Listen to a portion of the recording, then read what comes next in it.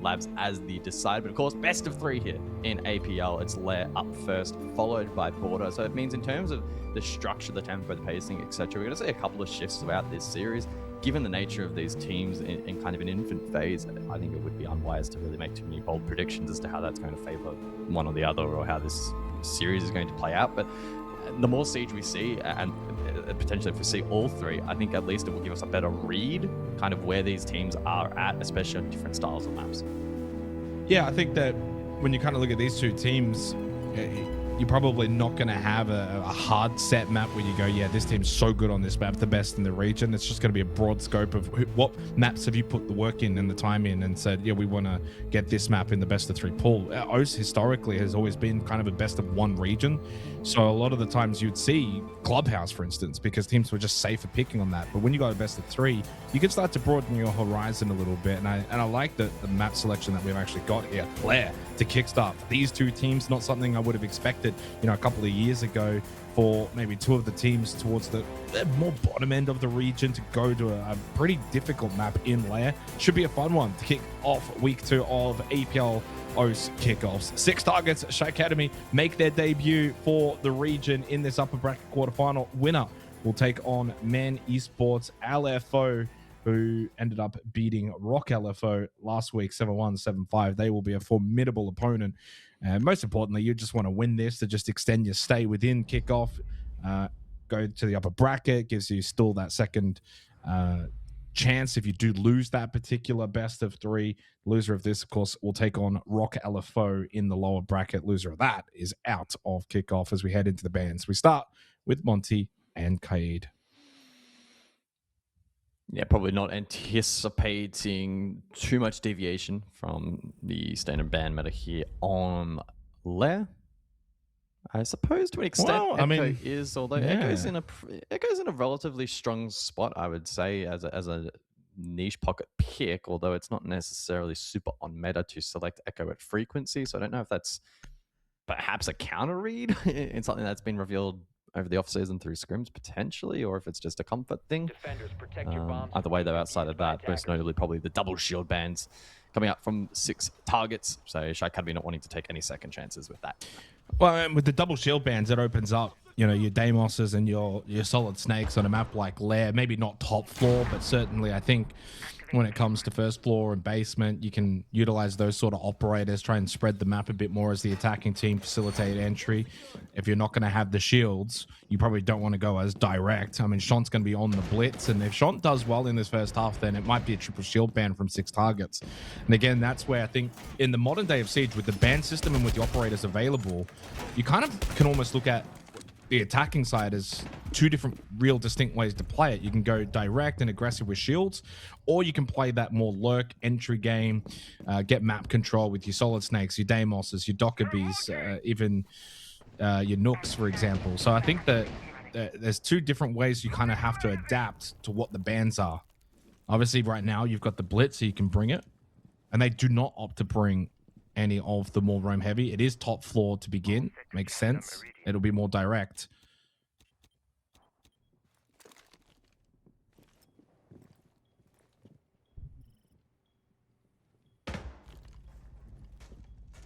Yeah, I do wonder how long SHAIIKADEMY look to persist with this kind of composition. Presumably that's going to be directed by the success of this round. Unfortunately, off to a bad start and compounded to the quite a bad round indeed, with Kaken also falling alongside Reelers, who dropped first. And so unfortunately that kind of unravels basically the entire round already for the attack, without Shant being able to get into position to activate that blitz, without the Vetero able to get to work as well. Faulty and his Capital utility being able to do a little bit of displacement, but then no follow-up. So an unfortunate start. Maybe it gives a bit of an insight as to the game plan, the mindset here for 6 targets, who defensively will look to aggress on the exterior of the map. Round not over though. Still signs of life in it for SHAIIKADEMY at the midpoint of the round, able to find one back untraded. It's also the Warden down, so Shant's now in a pretty good position to try and get value from both the Blitz util and the smokes he has in pocket as well. There's still one secondary hard reach as well, Faulty, if required to open up, say, Mask. I didn't quite see if it was opened or not. Shant trying to pressure against Kyvanix. Ronnie will go for a rotate. Pistol out from Sean. And Kai is taken very low. As SHAIIKADEMY, to their credit, after losing 2 players on a very difficult bomb site, have still tried to fight a way back into this round. But Sean gets pinched by Orion. You lose that blitz. It's a 4v2. Rani does hit the headshot onto Nico, and Kaivenix is still very low on health. Rani can win his battle now. It comes down to these 1v1s. It's just forced back in towards bathroom, and the time continues to dwindle down. At least they got mezzanine control.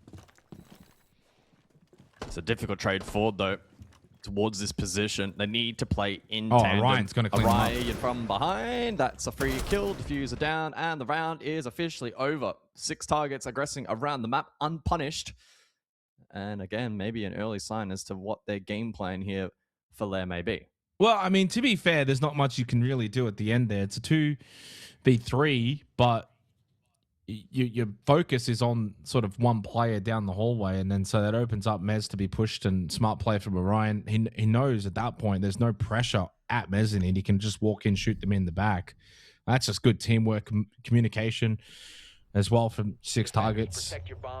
I think they played that really nicely. Again, so often that you see on Master and R6, teams will just opt to sit back and just wait for the pressure. But you still need to defend ops. You still need to defend mezzanine. You still need to be able to take gunfights. And if you can find a pick or two, it just really solidifies that round. Of course, that comes risk versus reward. But the best teams in the world will always play risk versus reward. They're not going to play too safe all the time. You got to obviously pick the right opportunities.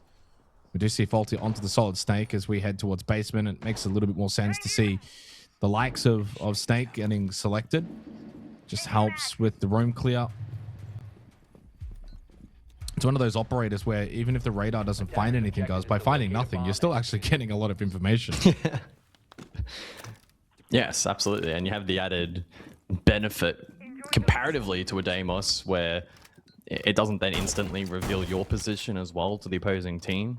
It comes with the trade-off, obviously, that the info isn't shared. But I think at a professional level with a player that has good communication on the Snake, it probably doesn't matter all too much. If you can relay that, if you know the map layouts and can combat efficiently, then it's not too far off a live red ping anyway. The Soliton radar is picking up an enemy. So here is the Solid Snake on display. He's got early information off it, and Faulty hits the headshot onto Kaivenix. That's a wonderful entry and a real good showcase of the power of Solid Snake and what you can do with this operator.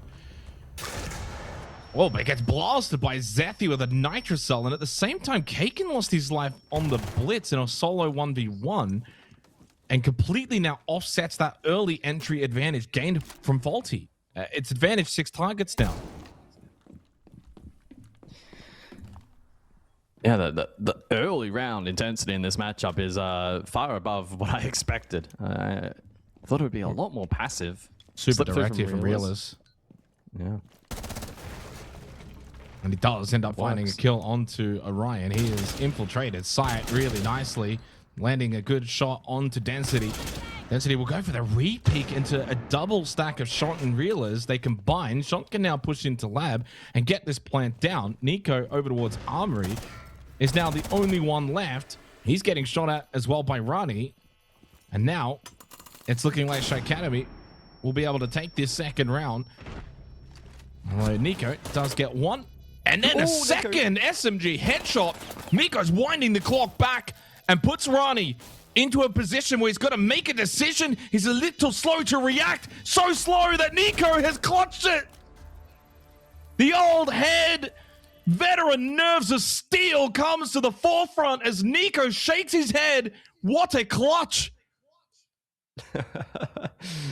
Nico's back, baby. That was genuinely a very clean clutch. And the thing that really was the difference maker in actually confirming that round is the lack of hesitation. He gets the second kill, identifies the third, and instead of messing around or trying to take an unfavored fight immediately on that diffuser, you then see some hesitation in response. It was only about half a second.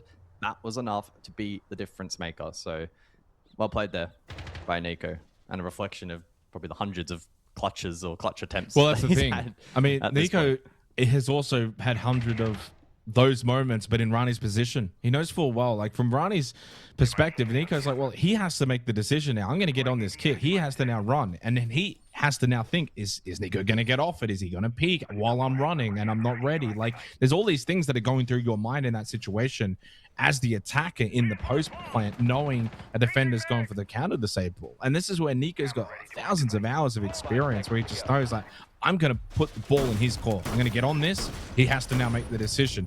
And he'll get the auditory information that if, you know, there's too much time left on the counter diffuse and he starts to hear the footsteps and he's close, he'll get off it and he'll swing. There's enough time. And as you said, he didn't really mess around with it. He just knew what he needed to do. But that SMG headshot was slick, clean. And I was going to say it was a round in which, you know, it started really well for SHAIIKADEMY. Great entry from Volty, gets the kill. Then 6TARGETS got a couple back. And then Shont and Reelers double up. They got them back into an advantage position, got plant down, and then a Nico clutch. A roller coaster of a round. Down to dorms then for the tertiary and one of the more experimental sites, I suppose, here for both teams to flex their muscles. SHAIIKADEMY shaping up the direct sense hit. They'll use the ROUs inside to try and tuck and go for plant. Typically used with the combination of a lurk up above, but not a full clear. And so 6TARGETS will need to have a read on that, a plan to deny. They have double nitro available, so the flood into sight here, provided these anchors retain their utility, is going to be a challenge. Some vert presence, of course, up above, and those lines of sight can be effective, but again, maybe mitigated by the util deployed and with no warden up above. Smokes, for instance, will quite strong. But Shonta lurk, though, over through green. He's actually the one with the diffuser in hand. Kaken as well to rotate across. So it might not be directly through the dorms breach, but instead a bit of a split push here.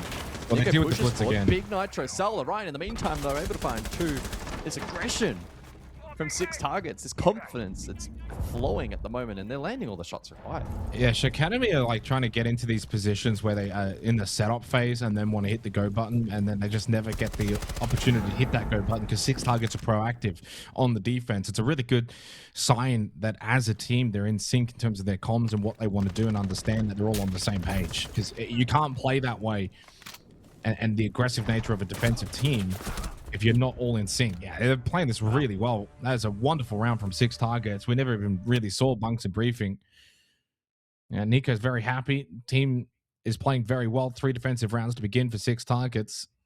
SHAIIKADEMY, you can tell that even though it's a 3-0 scoreline, they've gotten themselves into positions to maybe execute. I'm curious if this blitz gets banned. It's been played 3 times, but they have actually been dealing with it really easily. Yeah, I think that's the right ban. I think get rid of the solid snake, which actually helped Volty get that kill in the second round. They're dealing with the blitz. That's fine. Keep playing it. So then SHAIIKADEMY to call their tactical time out at the conclusion of that first rotation. I think they've been looking to play like some really good stock standard comp siege in terms of outlining these attacks. The last round, a really good example where they're working the hard breach. They've got the pieces in place. They've got a very standard composition. And against a team that is going to play passive anchor work and kind of let the attack do what they want, that playstyle will work really well.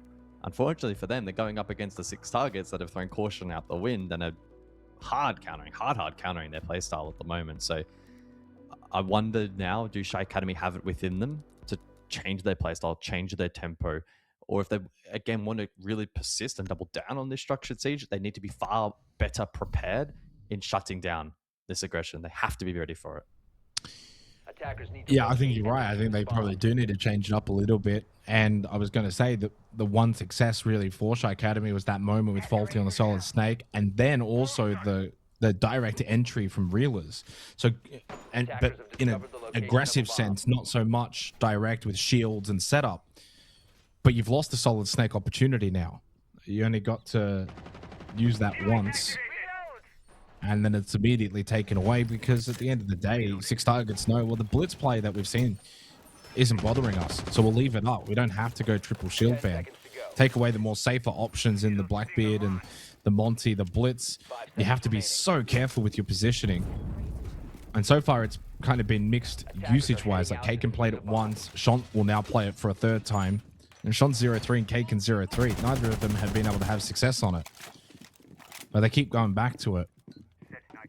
We see the buck for the first time as we go Master R6. So Rani will likely play that first floor role, put pressure from below. And again, it's going to be set-up focused. They don't bring a dedicated hard bridge, but you will have secondaries. Oh, Sean take it. Is that a nitrocell throw? Yeah, wow. Yeah. And now, one shoulder tap and he's just going to go down.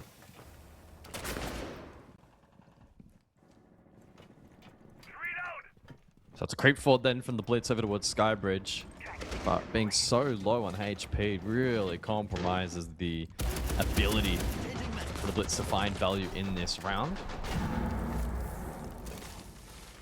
And it should be far easier for the defense to stall this out when you have the Zoda canisters, for example, and Orion firing on all cylinders, attempting that foot shot. It only take a single shot for Shant to fall. So SHAIIKADEMY already finding themselves again in an awkward position, largely off the back of the aggression that 6TARGETS have persisted with here. And despite that tack timeout, it doesn't seem like SHAIIKADEMY have necessarily been able to implement the plan that they probably discussed in trying to prevent this. Oh, that could have been a death easily if Orion had just kind of pre-shot a little bit earlier. As Shant turned his back, he just left himself very vulnerable. Orion knows he's getting pressured from below, just trying to hold in storage. Orion is going to keep himself in this position to try and block off Shant's ability to get in, as Realers will flush him out though with the frag grenade. Nicely done to collect the Tuber out. Orion's been the best so far for 6TARGETS. They've dealt with him nicely, and Riley's putting some really solid pressure on with the buck. Now Zethi could be on the roam. His reception right now on the first floor, and we'll go hunting for Rani. Rani needs to be aware of this. Zethi had no idea, though. That was very lackadaisical from Zethi. Just kind of waltzed in without real care or thought.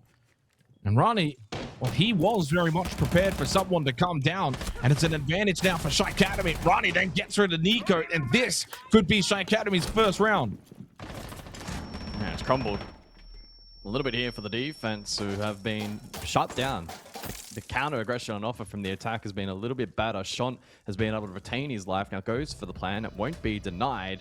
And it's a 1v4 post attempt. Yeah, really solid from SHAIIKADEMY. Didn't rush anything. They put a lot of emphasis on Rani in the buck. He was able to get 2 kills, open up the floorboards. A big factor into why surely they win this one. Surely. Well, I mean, you're saying it's winnable, but Density's on 1 HP. And indeed, Realers will land at least 1 bullet into him as they do get their first round on the board here for Lair. 3-1 scoreboard. Big round from Rani. And a really good team round as well from SHAIIKADEMY. Didn't rush anything. And it will be a site repeat for 6TARGETS. That imagine that they could have played that one a bit better. I think where the round was really lost, though, was when Zethi went to deal with Rani and just kind of waltzed in. Wasn't properly done up, wasn't properly clearing angles. Here it is now. They just had no idea where he was. Well, I think it was probably largely a case as well where, yes, their aggression has served them well, but it's a very tricky line to teeter between sometimes where you can over-aggress. If you have the advantage on a site like top floor, especially if they knew, and they probably did, of course, that the blitz was so low on HP, you effectively know at that point it's a 5 versus 3 if you can deal with the blitz efficiently. So it's an anchor play from there. And it should be a time stall outplay. Lurking down below is not particularly optimal for defense. Sure, if they had their time again, they probably would have just tempered it a little bit, but maybe that round will be a bit of a wake-up call that we can't just expect every round to go their way, and they'll lock in a little bit more so from here. As you mentioned, repeat, top floor. And the blitz is going to persist here for the attack. I think Shant will be very eager to get some more value from that shield. Sure, he did retain his life quite well in the prior round, but still trying to get a little bit more value from that operator.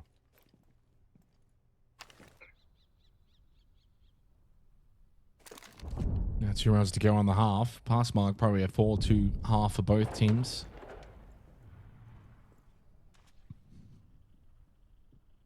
It just does feel like SHAIIKADEMY have stabilized a little bit with that round win. The general play hasn't been bad, and you could argue they really should have won the second round, and the 2-2 scoreline would be more apt. So really a Nico hero play is the main separating factor at the moment. Really a case sign that these two teams are pretty evenly matched. Orion has been the big standout in the server. Real is for SHAIIKADEMY with 6. Sky gets taken very low on the Ella, so has a Grismont mine, but no, Rani hits the headshot, and that's going to be the opening kill for SHAIIKADEMY. And this might be the time for them to press forward. Shot, though, forced back. They don't want to rush this, as they played it well in the previous round by not looking for a quick rush into sight. And Rani can get to work down below. Yeah, like this little combination that SHAIIKADEMY have going in this round by pressuring down below, it's unsettling the defense above. That can fall them into line of sight of the blitz, for instance, and makes things a little tricky. And still a healthy amount of time still remains for this attack to lay utility, to think about this execute, to withstand some of the util that's now heading their way with 2 Zodos still up. The impact from Nico. Nico as well, still with 2 canisters in pocket as well. Not probably ideal. They still would have been useful in stalling out this push a little longer, but the impact lands anyway, so it doesn't really matter. In the end, the shot shield, unfortunately, limited impact once again. 50 seconds, it's a reset for the attack, and 6 targets are capitalizing. Well, the difference right now is they didn't go and engage with Rani, and Rani hasn't been able to find anything. So now we're starting to get to 40 seconds. They lose Faulty. 6 targets are looking a little bit more active on the defense. They brought Zethy back to side as well, so they've actually got the numbers now. It's a little change up in philosophy for 6 targets that's worked to their benefit, and it's kept SHAIIKADEMY stalled out.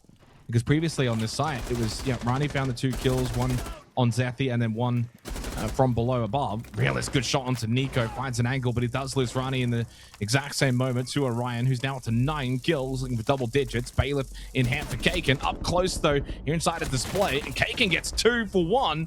Realist then finishes off. They've stolen the round. They've completely stolen the round. Time was running low. Numbers were with 6 targets. Kaken gets a double. And 6T will think they've really thrown that one away. Yeah, just, again, some lackadaisical lurks there from 6 targets, and they've been well punished. Great play there from Kaken to catch that off guard. And around that, it can only really be described as a robbery. As we look back at the highlight package, SHAIIKADEMY did get the opening kill. Some good counterplay, though, on offer to the shield. But then Nico, caught, lurking forward. Density, caught, lurking forward. That exposed the rest of the team. It allowed for that chain effect. At a moment in time of the round where the defense looked quite settled, I don't think there was a ton of displaced utility remaining for the attack to prompt much movement. They were in very good positions to kind of just anchor and let the attack filter in one by one. And even if they lost a pick or two, in a much better position to have traded and played off one another. So I don't know what necessarily maybe prompted the unsettledness, but credit to Kaken, he shut it down. That's what he's capable of when he's in form. Kaken is a very strong player. And with only 1 round now remaining in the half, sure, it's basement, it will be tough, but SHAIIKADEMY have fought themselves back into this map quite quickly. And deservedly so. I would still say this is actually a pretty fair scoreline. I mean, that was just kind of stolen round in a similar fashion to the Nico clutch earlier in the half as well. 6 targets will feel as if it could have easily been a 4-1 scoreline. As I said, it's been really close. Reelers and Orion have been the 2 heavy hitters for their respective teams.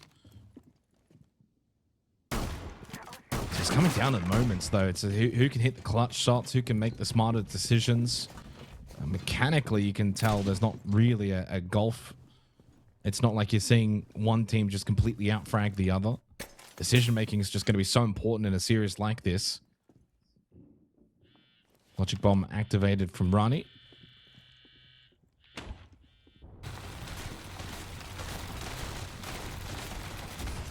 It's a pretty decent roam employed by 6 targets for a basement site, but they've brought back the second floor defenders to the first floor. They'll play the stair positions. SHAIIKADEMY are really taking their time. Understandably so. It's a big lurk up above from 6 targets. been some kind of a filter and appeal back towards site, but not quite for Orion, who does get caught out. The top fragger from 6TARGETS will be the opening death, and SHAIIKADEMY are continuing this charge towards evening the half. Shant as well has been able to lurk to a good spot. Lock as Kaken finds a pick as well. This has been quite the fight back from the attack this half, but Zethi, if he has anything to say about it, will look to try and shut this down. Oh, and Kyvanix gets on the board as well. Gets rid of Rani, no more Docker beat. Kaken another big shot, as he was able to do so in the previous round. Another chance here, and hits the headshot onto Nico. A couple of older heads. Kyvanix will shut down Kaken before he could do any more damage, and Faulty now in the 1v2, but it's been a match in which we've seen already big clutches. Is there one more on the cards as Faulty hits the quick headshot onto Density? And it is a straight line 1v1. 30 seconds time the factor for Faulty without the kit, but Kyvanix puts it into the round. Huge headshot, and 6TARGETS will close it out with a 4-2 lead. No, that's a chaotic end coming to a half.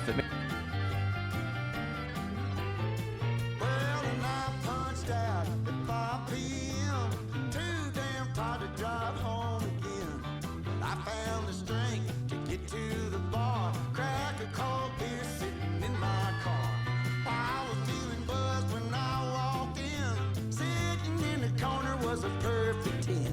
Now I ain't one to stretch the truth, but the whiskey kicked in my mouth got loose.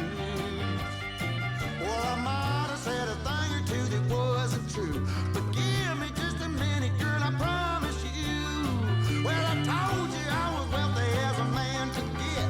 Told you I would fly on my private jet to my house in the hills, driving my Corvette. Oh, it ain't no lie, it just ain't true yet.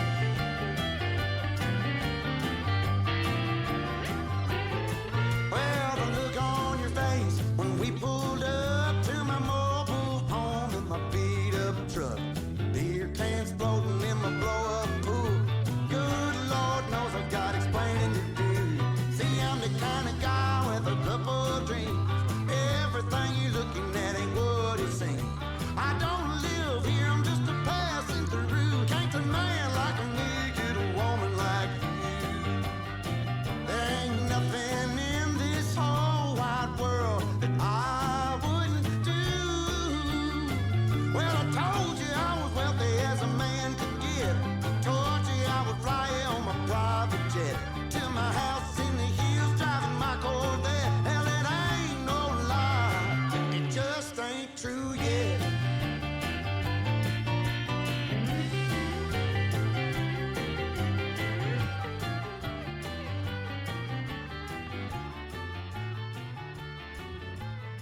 Well, guys, vote on the halftime jams and get some better songs in. I don't know what that was, but we are not in 1976 anymore.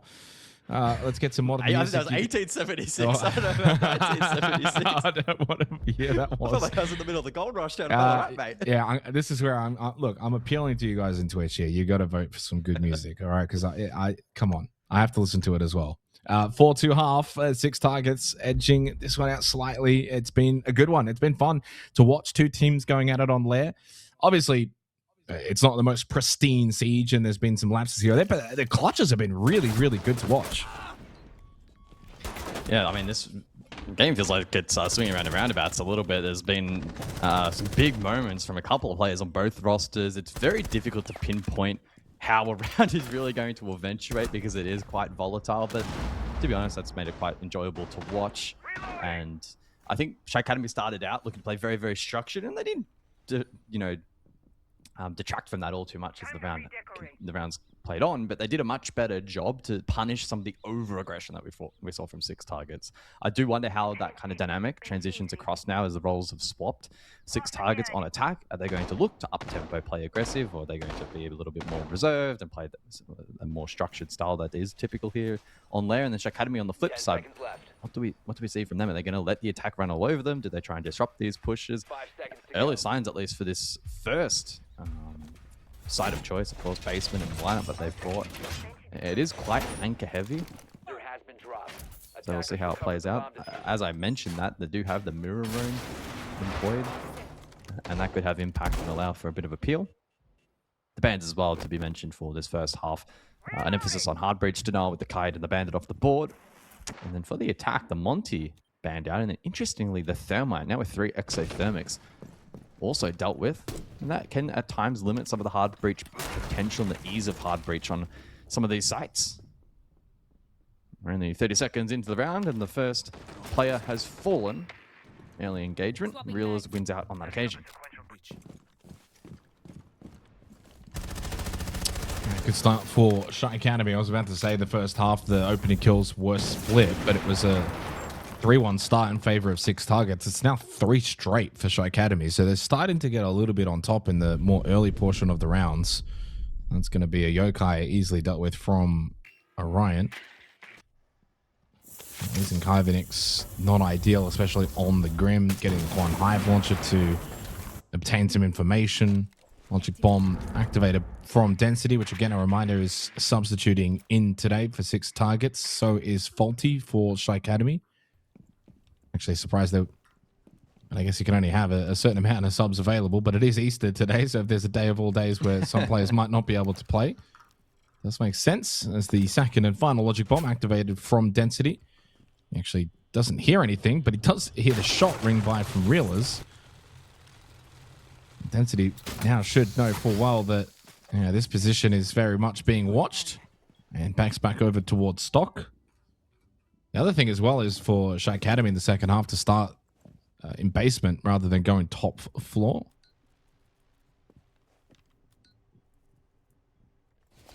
A lot of sitting around and waiting though for 6T. But it has worked. Orion has slipped in the backside. Density was holding on the other side, and the pinch will work out for 6 targets. SHAIIKADEMY will have to make their way back over to site. Will there be a direct stop of Orion? No, there's nothing. SHAIIKADEMY very slow to react, and now Plant goes down. Everyone rushes back to site, and 6 targets are set up for this. And Kaken did find a kill onto Density with the Nitrous Cell. Gun up. As Rani over towards Yellow Stairs now by himself. Orion has gotten another one. He's up to 12-4. Putting on a clinic here on Lair. Rani doesn't check right angle. Easy kill. 6 targets will take the round despite the opening kill for SHAIIKADEMY.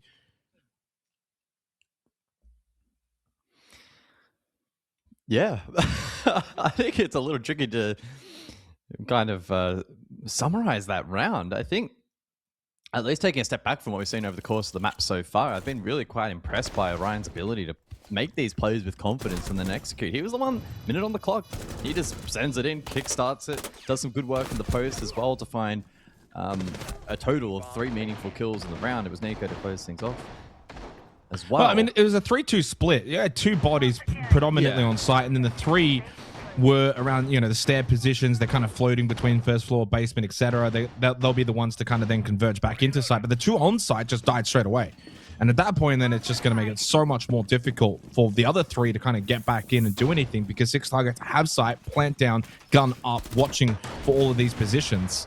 So those 2 on site, which I think was Reelers and Sean, them going down as early as they did without getting any kills back, just puts the round in a very difficult position. Even with still Reelers finding the opening kill onto Kyvanix at the very beginning of the round. That was 2.5 minutes on the clock. So 30 seconds into the round, they get a pick. It's a 5v4. You play the 3-2 split and you still lose the round. Crazy.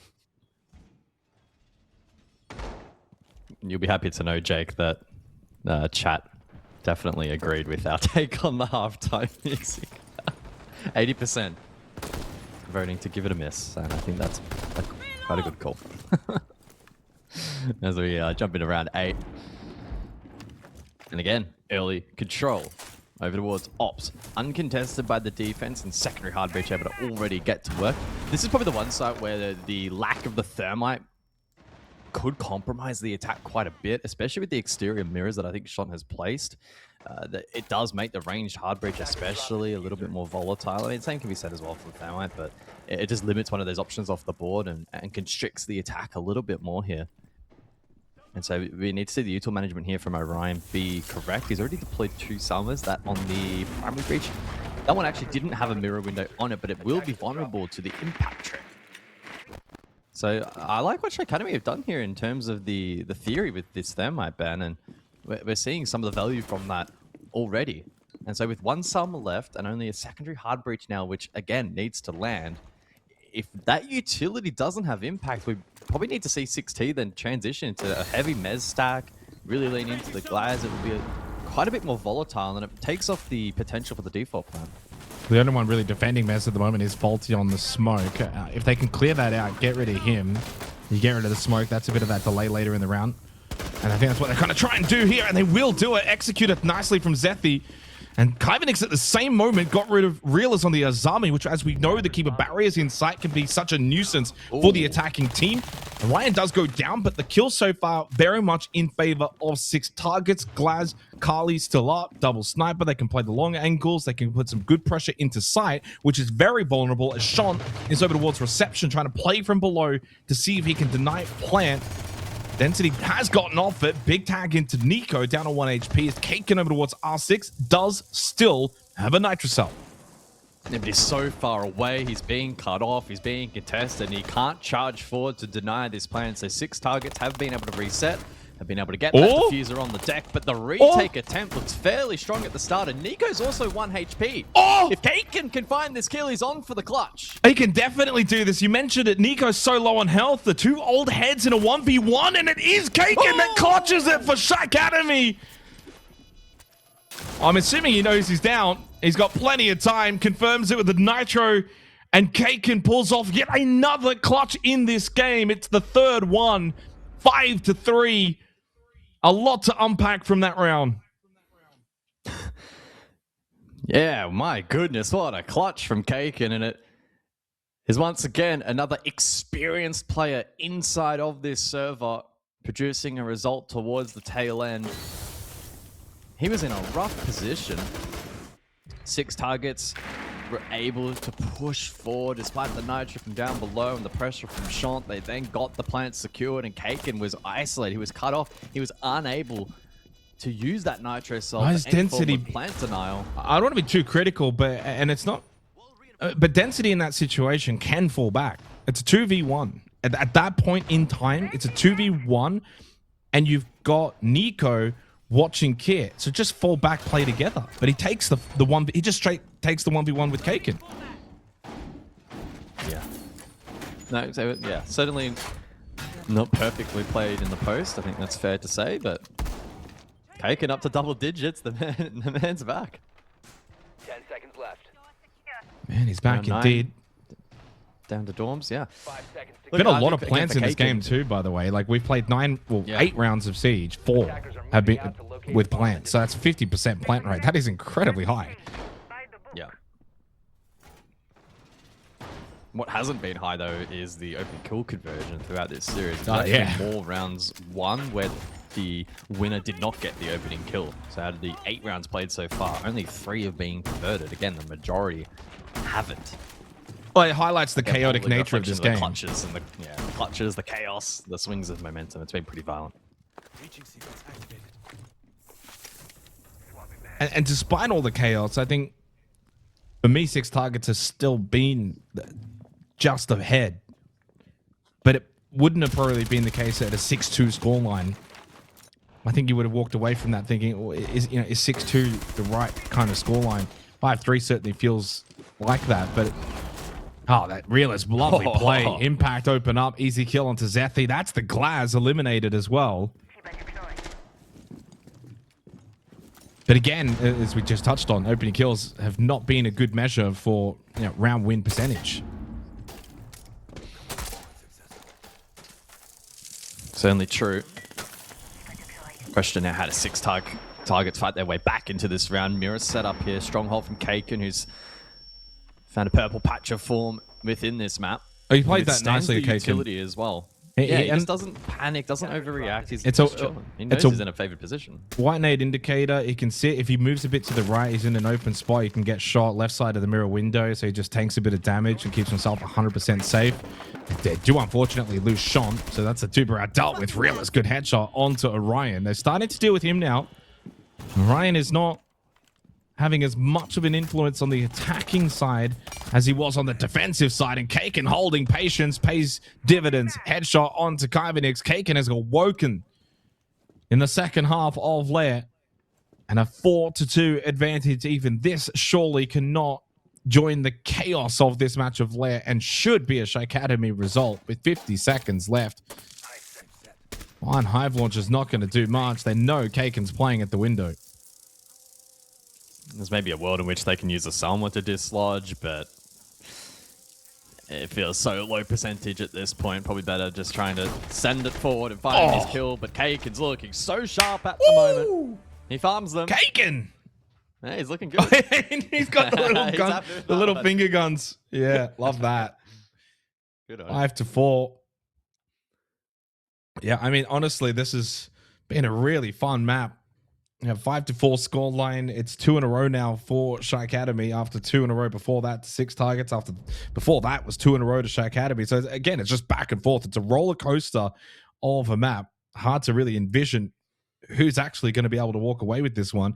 Dockerby and Mirror, the two bans. No surprise, I think, with the Mirror after that previous round where it's been played 3 times. They're clearly having a bit of a difficulty in dealing with it and dealing with players that are playing behind it. So I think that's a solid ban. Dockerby's been played 3 times. Very strong operator, especially on first floor basement, which is where we're going now. So good bans from both teams. I think in terms of match theory and strategy, this game's actually been quite strong. A lot of it is execution-based, but that's completely fair given the amount of experience inside of the server and how green these teams really are. And they get made for quite an entertaining little game of Lair so far. These power positions last time out, though, from SHAIIKADEMY proving to be too strong to contest. And Kaken, like I said before, he's found a bit of a purple patch in this map, and he'll be looking to carry this forward for as long as possible because he does have the ability to be a significant difference maker. Yeah, 6 kills in the last 2 rounds, so that's multiple. Well, that's 2 rounds in a row where he's gotten the 3K.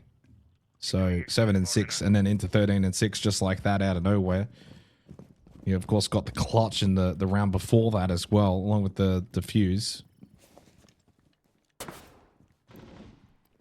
Will there be a change up in and actually this has been, as you said, it's been pretty good game strategy too, because both teams have kind of adapted to what the other's doing and changing things up. Kyvanix looking for a bit of a direct hit. Kaken trying to get some information from the first floor to be able to watch and help out those defenders in sight. Shot, of course, on the Echo. We'll have the Yokais situated to get as much information as possible. Reelers with another opening kill. That's now 3 out of the last 4 rounds that Reelers has found the first pick, but Faulty just with a little bit of a wide swing that leaves him vulnerable, and Nico shuts him down 4 versus 4. Yes. A bit of a foothold established warehouse side currently for 6 Tigers to try and exploit, go for the horizontal push. Ranged hard breach will facilitate that. And perhaps Nico elsewhere can establish Vert with the Ram. Reelers under pressure. 12 kills so far. Can he find a 13th? He will. Orion prone. It was an off angle, but a good read from Reelers will net a kill midpoint of the round. And the defense in an advantageous position. We now look towards the attack and what kind of win cons they could find in the round, but quite literally the entire attack is outside of the map. So looking to reformulate, trying to rebuild. This is a long way away from the objective game with a pre-rip nitro. I'd be surprised if someone falls into that position, although, as I mentioned that, 6 targets stacking main stairs currently. And so Vert does seem to be a priority still for them.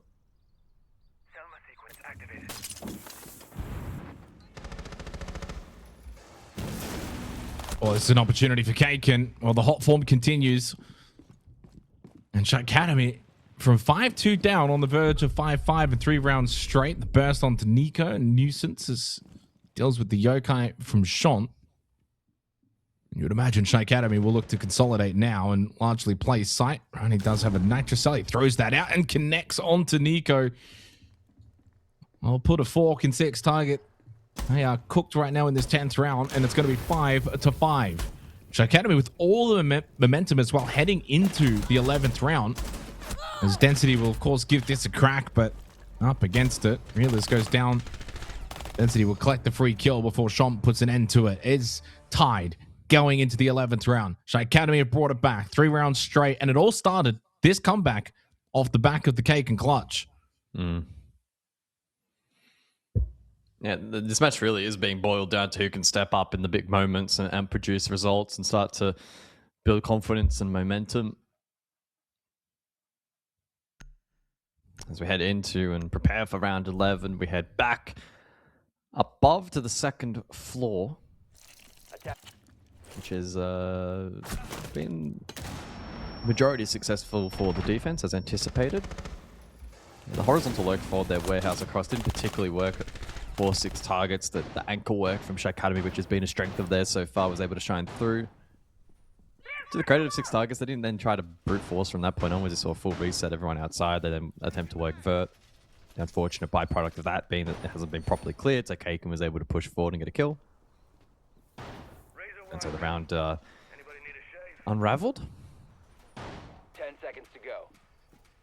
To top floor we go, and again, this site is it's quite an awkward one for the attack. When you when you consider the thermite ban and how we've been seeing SHAIIKADEMY set up, it makes it tricky.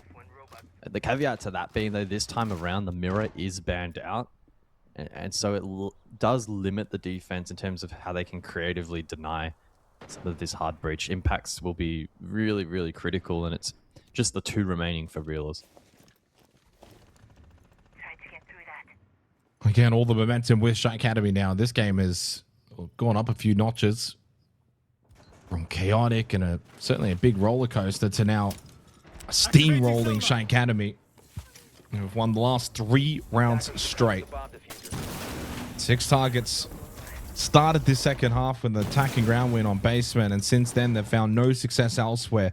Now they've got to crack top floor. And they know they probably need to have some patience, as SHAIIKADEMY have shown aggression on the defense, but you can only have so much patience. I love this little angle, though, from Orion. Ops through Mez. It's actually a decent amount of control established for 6TARGETS.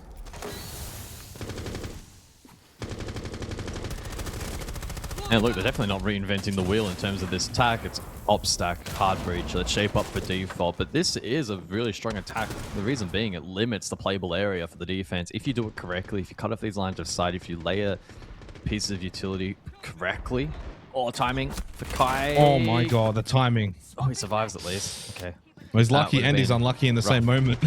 It could have been really, really unlucky. Always the case, you're watching, you're waiting, and then you look away, and then you get shot in the back. Just over a minute remaining. Zathi pushing through mezzanine. What a wonderful swing, though. Realers collects, but it was faulty that got the swing. Realers has gone on an absolute rampage. Again, they get aggressive on the defense at the right time, disrupting this attack of 6TARGETS, who very much trying to play conventionally with that op stack and get mezzanine control. SHAIIKADEMY, well and truly aware of it. You can see Kaken pushes up to the doorway. They want to double down this advantage, 5 versus 2. And it's done. Flawless as well. 4 straight into a flawless round of 6TARGETS, who looked like they were in a wonderful position to take this map up 5 versus 2 in a 2v1 post plant. Since that moment, since that clutch of Kaken, it's been all SHAIIKADEMY. Yeah, they've really been able to grab that momentum and run with it.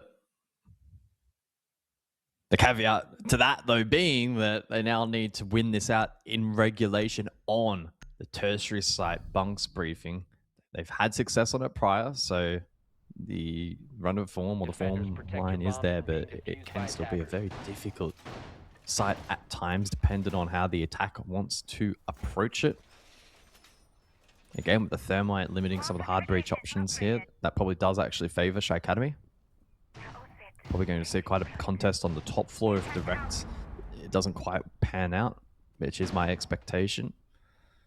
And so there'll be a big emphasis on some of those power positions up above. And again, with the mirror stripped away, do we maybe see those positions be a little bit easier to break down? And namely Kaken, right? Last time out on display, he had a field day. It was like shooting fish in a barrel. Without the mirror in support, he'll probably need a little bit more to work with his teammates to facilitate that information gathering and to help prevent him being overwhelmed with utility.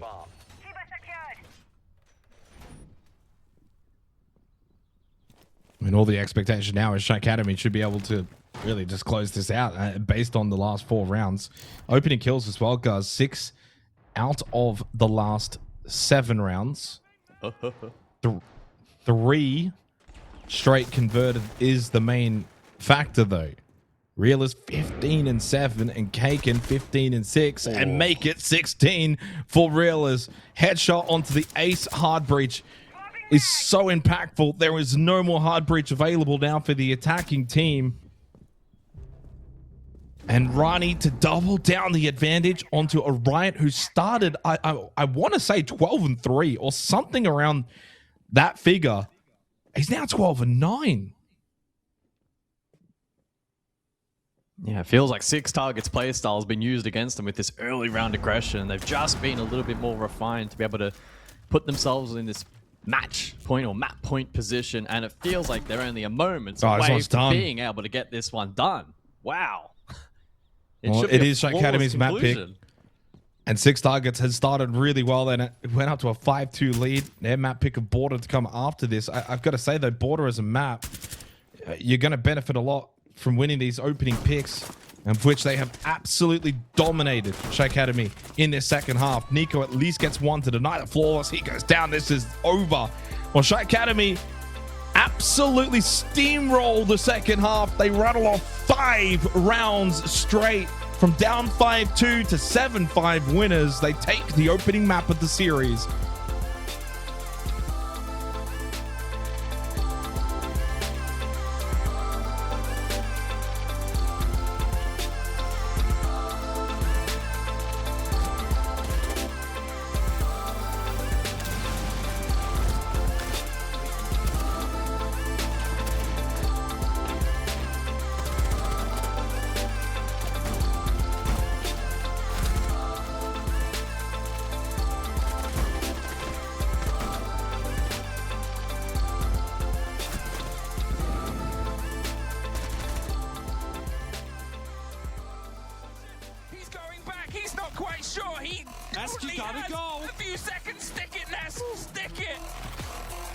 This is an angle that he might be able to contest. No, unfortunately, he takes just a bit of damage there. A walk, I guess, the second one. Eclipse, though, will get one, turning it into a 2v2. Now they push it on the side. The Bandit will lose out on this.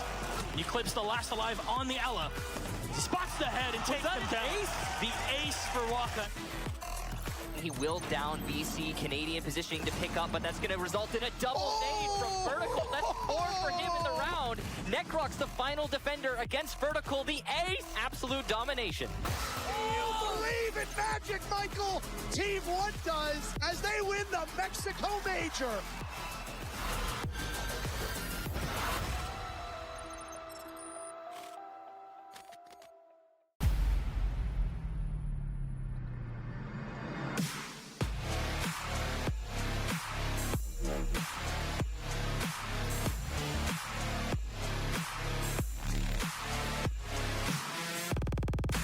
Next and I'm wilding out.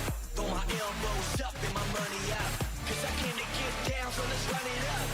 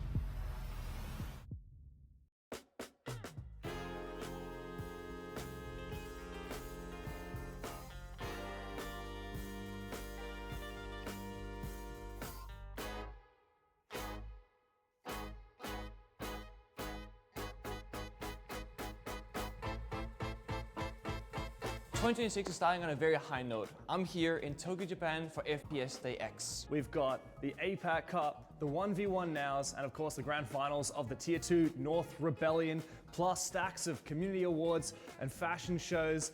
The Japanese crowd have been unbelievable. This event as a whole, the location, the people, everyone's been super nice. The food, of course, here in Japan, absolutely amazing.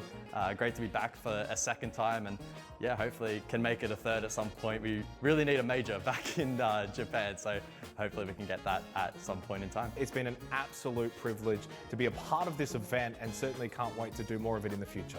The view here is absolutely insane here in this amazing tower. We just wrapped up the Rebellion Grand Final, the Tier 2 event here for APAC North. Absolutely banging Grand Final. We were actually, Jake and I, really surprised at the quality of Siege on offer, and very excited to get ready for the Grand Final, which again should be really, really good and highlight some quality APAC Siege. Of course, yesterday, Jake and I casted a really big upset, Soul's Heart taking down Fear X. Didn't anticipate them to win that match, and they got it done in 2, which was really awesome to see from their perspective. The Japanese crowd have been unreal. I can't wait to see if CAG can deliver for the Japanese fans against Soul's Heart in our APAC Cup Grand Final. Trust the bomb side, they just keep doing it. I9 for a stopper, now it's out of blue. And it's time to send it deep for I9. All the timing. Straight into the bomb site. He takes a few tattered bullets from Moto. Arkali trying to be the hero for CAG when his team needs him. But Didi is the last one standing. And a flawless round is one hell of a way to do it. 3 years since their last appearance on an international stage. And Soul's Heart are champions here in APAC.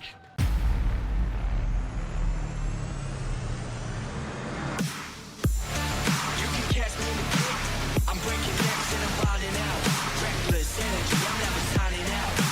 I'ma keep it going till there ain't nothing left. I'm breaking necks and I'm wilding out. Throw my elbows up and my money out. Cause I came to get down, so let's run it up. I'ma keep it going till there ain't nothing left. Keep it going till there ain't nothing left.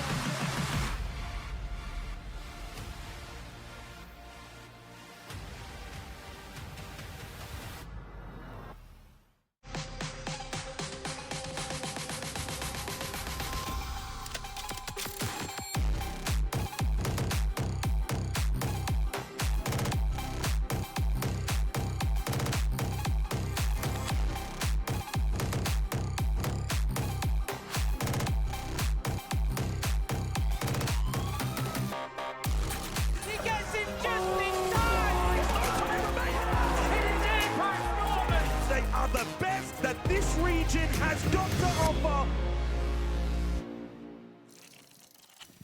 Well, a roller coaster of a match on Lair. SHAIIKADEMY were down 5-2, and even more importantly, were staring down the barrel of 6-2, if not for a clutch from Cake. And 6TARGETS were really strong in the first half and started the second half really nicely as well. Ultimately, though, SHAIIKADEMY bring it back. We go to Border after this, which is the map pick of 6TARGETS.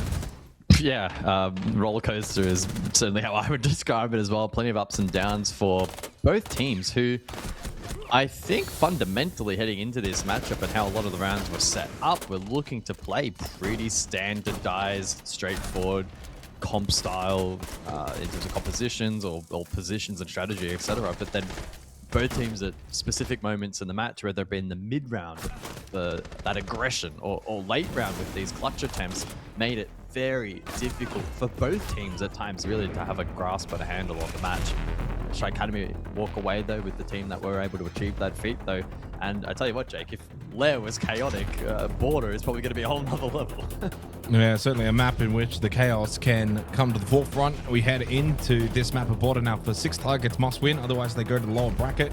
And SHAIIKADEMY one map away from moving further into the upper bracket where they could take on Man Esports LFO next week. They begin on the attack, and do they begin with the momentum? Well, the answer to that has to really be yes. I mean, it's been a 6-minute turnaround from the end of Lair. It's not a lot of time to really reset mentally for 6TARGETS. It's 5 straight rounds for SHAIIKADEMY going into a map of Border in which attacking is very much quite a strong suit. You'd imagine 6TARGETS will start on Armory Archives, which can be strong defensively. We see the ban, Solid Snake, banned away immediately, which can be very strong on border, along with the Azami.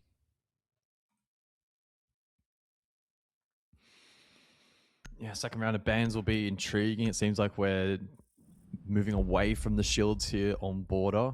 As I say that, though, the Blackbeard is dealt with very strong shields in general when you think about the break clear and the top east stairs clear, so that will be at least mitigated somewhat.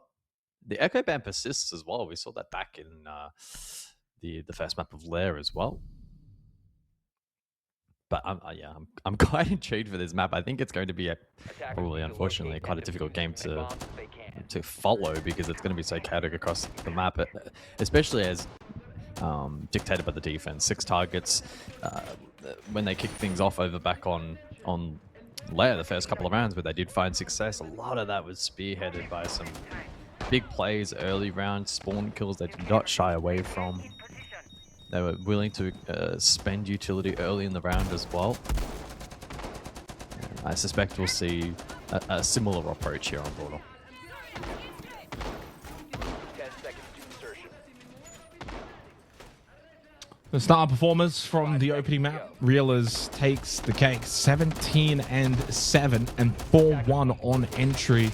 He had a 159 EPS. He was the standout. He's on the Deimos now, so he'll be one to be keeping an eye on in this first half to see if he can continue that hot form. Of course, as we saw, Kaken went pretty much berserk as well. Wound back the clock, 16-7. Nothing on the entry, actually. No entry kill or death, so he was all in the mid and late round. He also, of course, had that big clutch.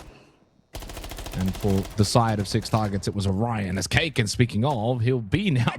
That is the biggest caster curse I've ever done in my career. I've been doing this for nearly 10 years, for 10 years, basically. The fact that I bring up the opening entry stat and Kaken's immediately the opening death, I'm sorry, Kaken, that one's on me. This round's done. 6 targets will 110% win this round. There is no universe in which they lose this. Absolutely not. I see what you're trying to do there. I see what you're trying to do. Well, Realers is still alive. Realers is still alive, and he played incredibly well in the opening map. It's a 2v4, and there's 2 minutes. I mean, I wouldn't go 1,000,000%. Technically, if Realers and Faulty just win a 1v1 each, it becomes a 2v2 with about a minute left, and that's a big swing attempt. How does that not connect? Realers onto Nico, and Zethi at the same time then gets rid of Faulty, and yeah, wide open wall. Easy job done for 6 targets. That's the way to kickstart the second map after dropping 5 straight on Lair. Well, if that round is any indication, like we said, this is going to be wide open. That was chaotic from the get-go, and 6 targets were able to show good perimeter defense. Kaken gets caught by the classic from the break door, and then the util was layered nicely east stairs to prevent any realistic re-attempts there.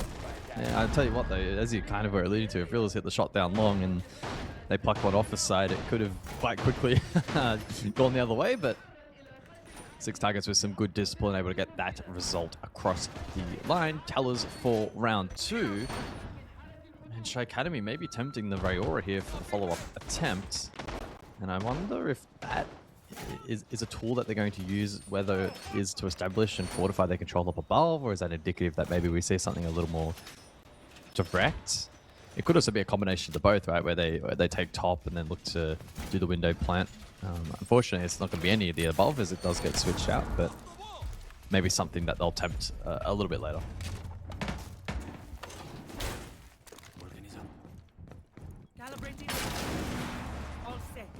It's just one round, and of course a very strong start for 6 targets on a very strong site, so wouldn't read too much into it. And also considering the way that Lair played out, defense was where the predominant rounds were won. Border, of course, can play a little bit differently. Bit more of a test here on Bathroom Tellers in the second round. SHAIIKADEMY be certainly more aware of the fact that 6 targets want to be aggressive at these entry positions. And we'll look to try and punish. Rani over towards top east stairs. Faulty goes down, not out, and the adrenaline boost will be activated from Rani. Power of the finger on display in that moment. Gets Faulty back up. And then Rani hits the headshot onto Kybernix. Opening kill goes away of SHAIIKADEMY. Drive by Sean gets rid of Orion, and that helped allow Ronnie out of that top east stairs position. And a 2-player start to this one for SHAIIKADEMY. Once again, swinging around in roundabouts, but Realers does fall. And a couple of members of SHAIIKADEMY are somewhat low on HP, and the experience of Nico, he's been in these time and time again, could be enough, but it's still a tall ask from this position up above. Nico slain. And immediately, a jovial reaction from him. Is it in a 1v5? And it should be flawless. There we go. Well, back-to-back dominant rounds for both teams. Gets us off to a 1-1 start on Border. It was 4 alive in the first round for 6 targets, and then flawless in the second round. A lot of that comes down to some decent play from Rani there on the Finka. Faulty gets down, gets him back up with the adrenal surge, and then gets a headshot opening kill on to Kaivenix. We'll see that back here. I don't know where Kaivenix was going. I'm assuming he just went for a rundown and thought he could maybe just go for a swing pre-fire shot top east stairs, but he didn't even really fire a shot.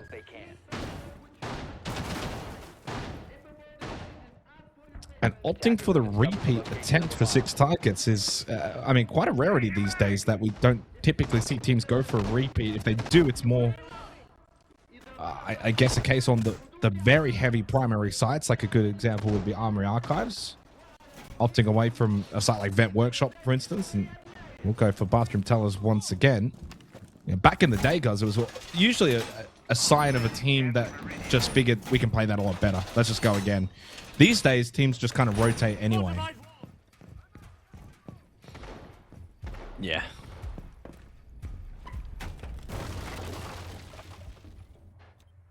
I don't think it's going to be a massively determining factor in this kind of matchup on this style of map, so probably not to be too overly analyzed, but of course for 6T, they'll be looking to pick it up here a little bit in round 3, show a little bit more. Looking to contest the exit over towards break. That's Kai, who's had couple of good moments so far in this series. Been pretty impressed from what we've seen so far.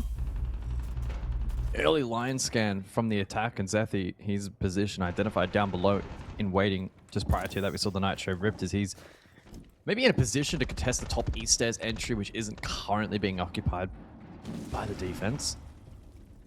SHAIIKADEMY now beginning to encroach forward. Ranged hard breach from Shont lands with the Selma, and Shock Drone as well, getting to work from Faulty. Patient here from the attack, but pretty measured. They're using this time to find information and clear utility. They're not being stalled out, so I don't mind this from both teams at the moment, being pretty reserved.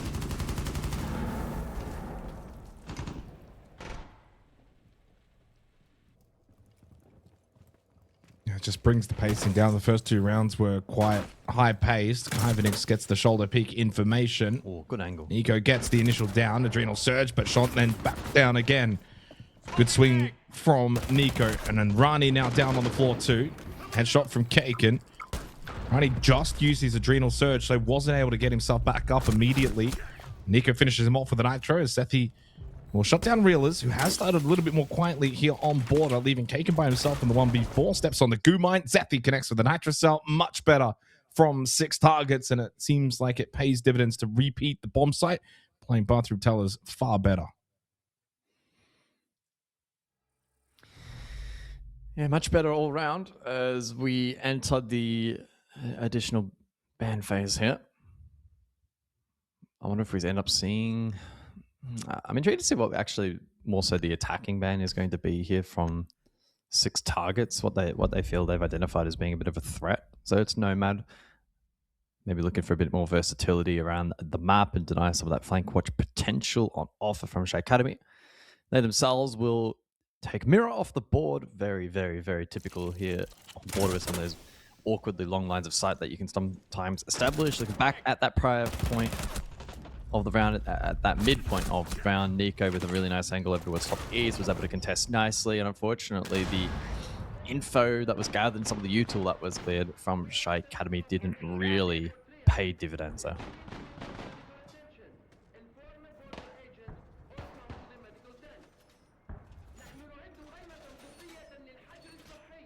Back over to Armory and Archives. Very dominant round so far on Border. You think back to Lair, and the vast majority of the rounds were, it was a roller coaster of a map, but even the rounds themselves, were very roller coaster in nature, especially the first half and a little bit to start the second half, where a lot of the opening kills weren't converted. There was a lot of 2 alive, 1 alive kind of rounds. The start so far on Border, 4 alive, flawless, then from SHAIIKADEMY, and then 4 alive. So the 3 rounds that we played so far have not really been a contest. As Kyvanix goes for the run out attempt, doesn't connect, tries the second time. Zephy gets the opening kill.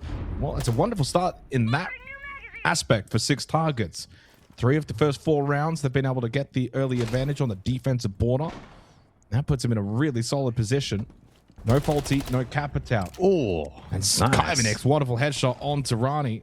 Shuts down the Finca. And again, this might end up being another clinical round win. Yeah, that's nice from Kaya. He's been instilled to play a very important position. That security room pillar is where a lot of teams will post up one of, if not their best fragger at contesting those angles and having the confidence to run out. And he's been showing really good promise throughout this series, and this round no exception. 2 players up, 6 targets now just need to, well, I was going to say consolidate their position, but Kai is hungry for more. Drops Kaken, spots Sean, gets the kill onto Reelers, and the chain reaction continues. The Nitro follows, shot low on HP, and the kill confirmed. Wow, Kai on a heater. It's flawless for 6 targets. Yeah, and continues that trend here on Border. None of these rounds have been a contest. It's a wonderful start for 6 targets on the defensive border, which is a map where you can attack. You can get attacking rounds. Historically, it's been close to 50%. Maybe the one side is Armory Archives, which can be difficult, and clearly 6 targets have been able to win that twice. 4 straight rounds. The opening kill has also been converted, so it goes with the nature of the fact that it's been 4 alive or 5 alive in the 4 rounds. It's been so dominant.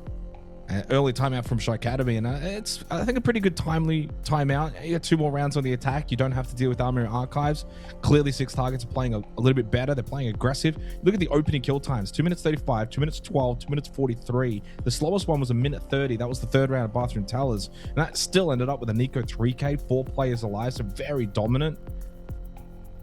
The pacing from 6 targets, it feels like, at least on Border in comparison to Lair, has been far and away better. I mean, it is their map pick, and we're starting to see why.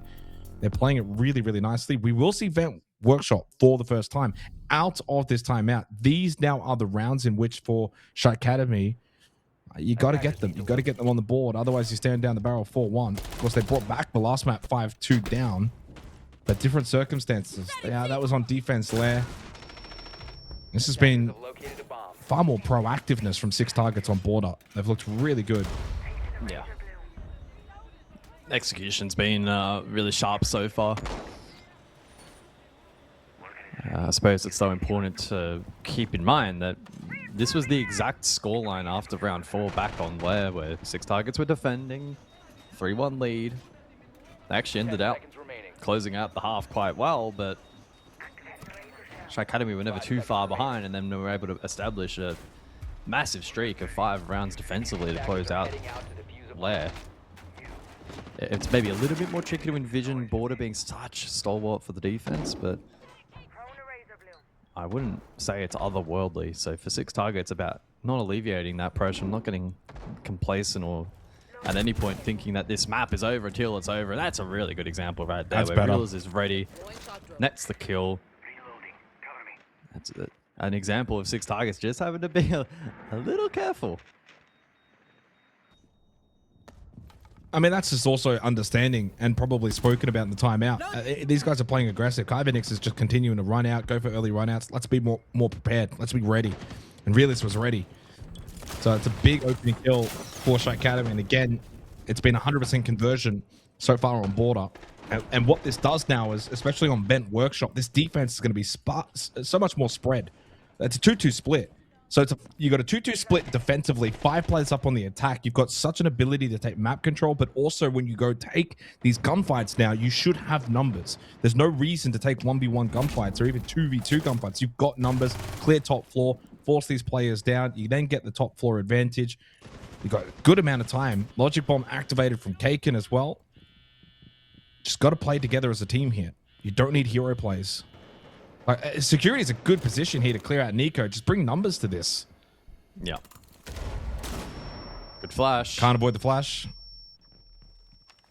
They know he's prone. He should be dead here. This should be 5v3. Oh my god. Oh, TK. Well, a TK, but honestly, I think Ronnie was going to be dead to Nico anyway. Yeah. Ronnie wasn't. He was watching right side security desk, and Nico went up on his right side, which would have been Ronnie's left. Nico got his one. That's fine. You can go for the 1-for-1 trades, clears out that. Now all the other three have dropped back to site. You got a minute, 4v3.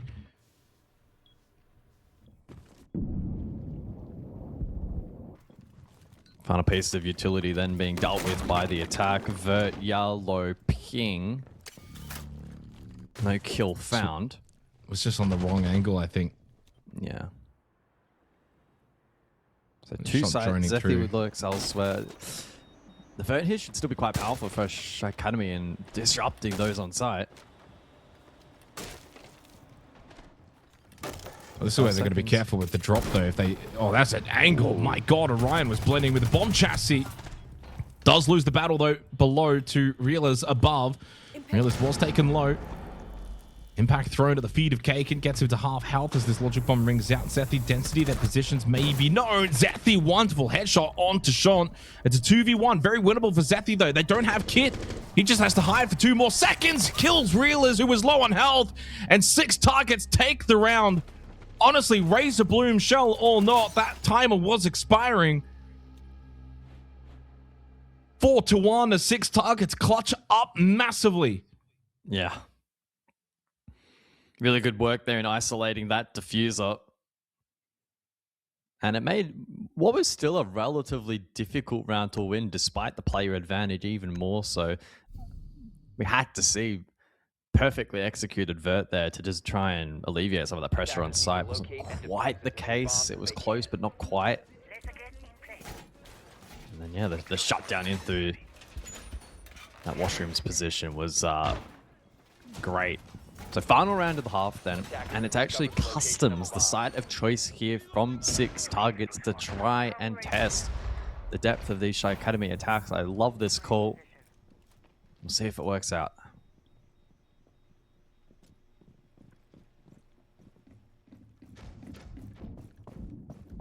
Well, for SHAIIKADEMY, they brought it back on Lair. So I'm not going to discount them. But 6 targets have been playing a lot better here on Border. I think the lead in which 6 targets acquired on Lair, you know, it felt like the game was close, like in terms of general play. But on Border, it's been far more one-sided. That round needed to be won for SHAIIKADEMY. Density leaves the game, no contact. So it should be a rehost. We will get this round restarted. Yeah, I would imagine so. Pending. Oh, do they have to call it? Confirmation? Yeah, also a fair point. May not matter at this point. They've already brought it back to a 4 versus 4. From memory, I think anything before 2.5 minutes with no damage, as long as it's called, will be a rehost. But if they don't call it, then I think it's actually fair play. Right now, 6 targets probably like, yeah, don't worry about it. It's 4v3 anyway. Yeah. It's kind of like play on advantage. Yeah, I mean, at this point, if you're SHAIIKADEMY, you're like, hang on, that guy DC, we should be rehosting because they're about to lose this round. Bloody hell. It's only Sean and Fonzie. Maybe they expected I don't. Wow, this is a bizarre round. Yeah. SHAIIKADEMY have just been torn apart. Looks like Density, by the way, I think he's back in the server, but of course he's going to stay dead, which hopefully means we don't have to have an extended halftime break, which is looking like a 5-1 lead for 6 targets. They had a 5-2 lead on Lair. They're going to have a 5-1 lead here on Border. They have been very, very clinical. Far too good so far on their map pick as they have put SHAIIKADEMY to the sword.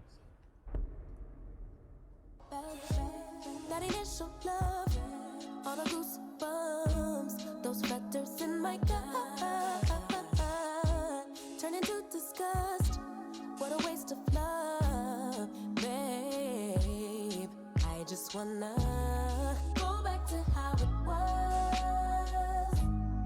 Lay in each other's arms all day. Send me gifts just because. Tell me where we went wrong. Started out as homies, ended up as lovers. How'd it get so ugly? Can't we rediscover, baby, what it was? Or let's be honest, it was just a lover. You were so romantic, we were picture perfect. So much freaking passion, why we never got it back, baby. It was just a lover. Yeah, trying to get you out my thoughts today. Still chained to you when I walked away. Still chained, you know it'd be hard to break, cause I kept it way too real to automate. I wanna talk to you for my conscience sake, trying to make my mind and body cooperate. Used to have some shots to give for ones you take, but then I took them all to heal and lost the way. Got me riding around listening to Marvin Gaye. Reminisce what was, cause now it ain't. And through my mind I trail for hours till it all devours. I'm amongst the prowlers on your page. See how you spend the days without eating me inside, that I'm phasing out, but I plays it, and it drains me. I done made some, but it pains me. You want the real from me, here it is, here it go. I want you dead to me, head gone real slow. I want you here with me, bad, I'll let it go. But I can't have both, I'm done. I hope this love a bum that's gon' blow. No regret, no rewind, no more waste, no more time, no more wait, let's go away. I stay out of mind. No regret, no rewind, no more waste, no more time, no more wait, let's go away. I stay out of mind.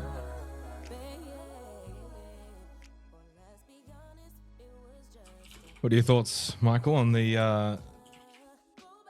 vibe check? Well, comparatively to the first one of the day, a 10 out of 10. In isolation, I think I would give it a solid 7. It was good, but not great. You? Well, I need more. I feel like it's kind of difficult because I need to hear what other songs are going to be like, you know. Yeah. But we'll see what Twitch thinks of that one. They do get to vote on it and collating the playlist, which I think will be used throughout the year for APL going into stage 1, stage 2, etc. So long-term effects. I'm sure we can revisit it in future, but 5-1 lead here. It seems like Night Haven Labs is going to be required. The way that 6TARGETS have been playing on their map pick, far and away better. I mean, but again, like on Lair, it was a 5-2 lead anyway.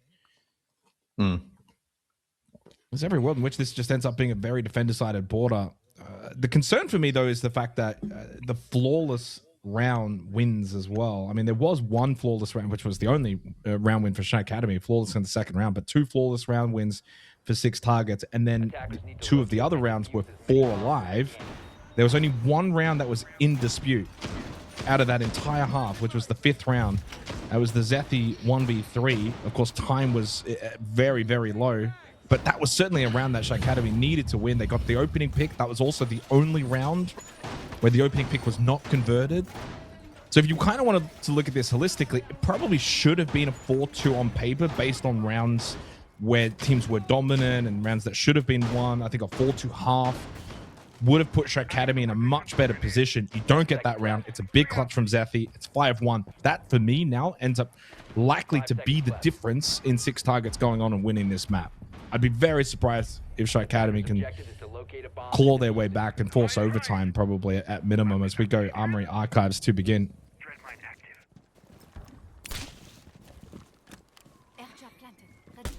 Yeah, the comeback certainly looks like a very difficult prospect, but I really am finding it challenging to predict this one.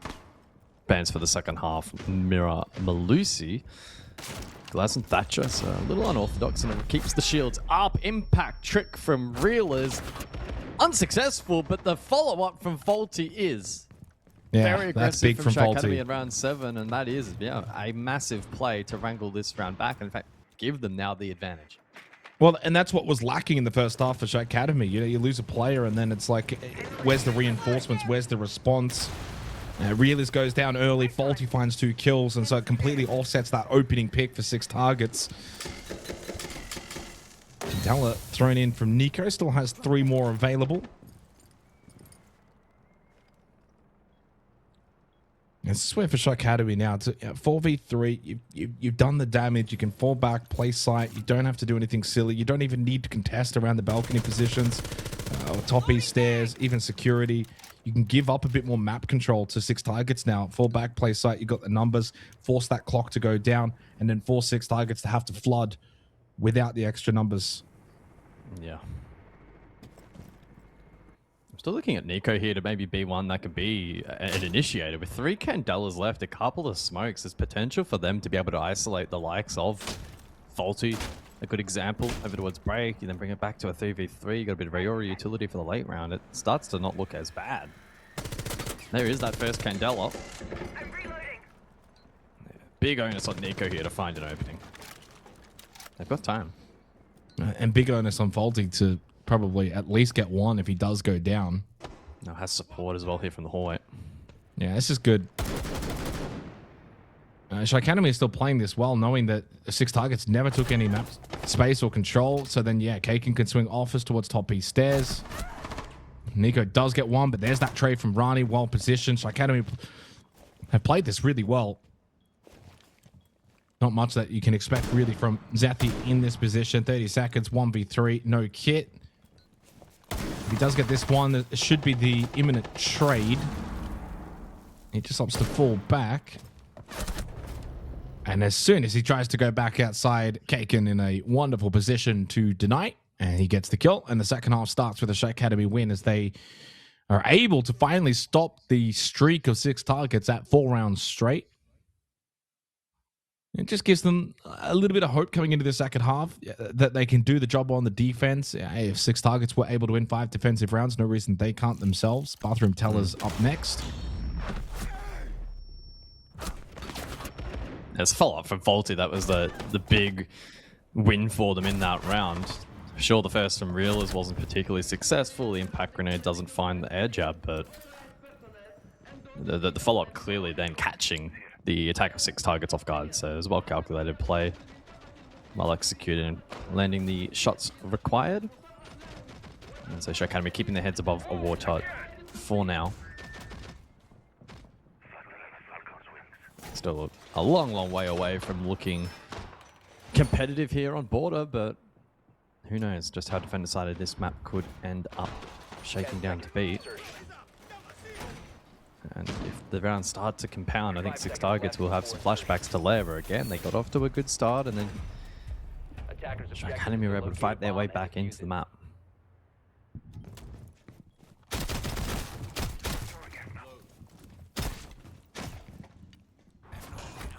They certainly have the capability at 4-2. At 5-2 now. It was the case back on Lair, so they have the recipe. It's there. They saw it back on Lair and how to bring these rounds back. Faulty goes onto the Oryx, so I mean we'll see him roaming around.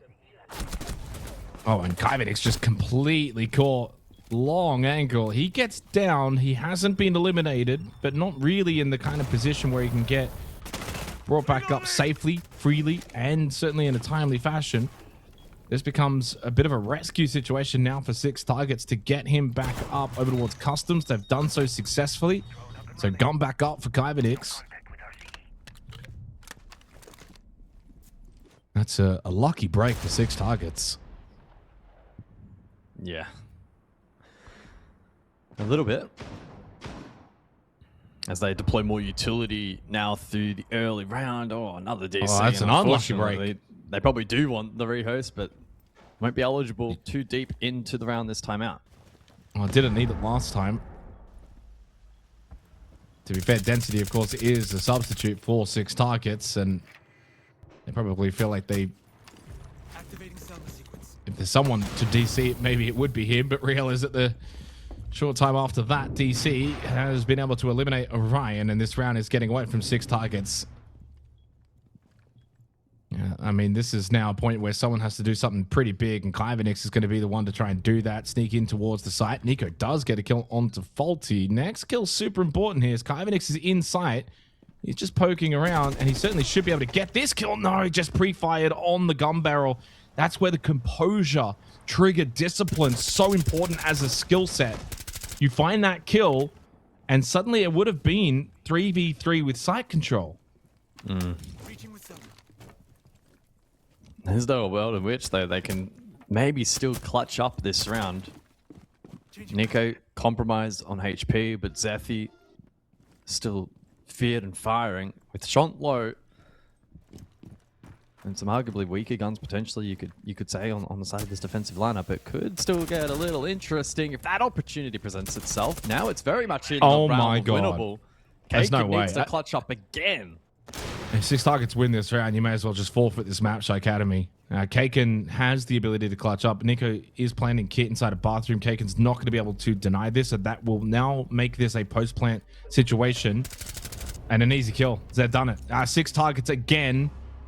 This one was a 5v3 after Density also disconnected prior to Orion's death. This map's done. 6-2. And it's been a very clinical performance from 6TARGETS. I imagine we get the rehost now to help out for Density. Timeout taken. Technically, it's looking very ominous if you are SHAIIKADEMY, and Nighthaven Labs is all but a certainty at this point.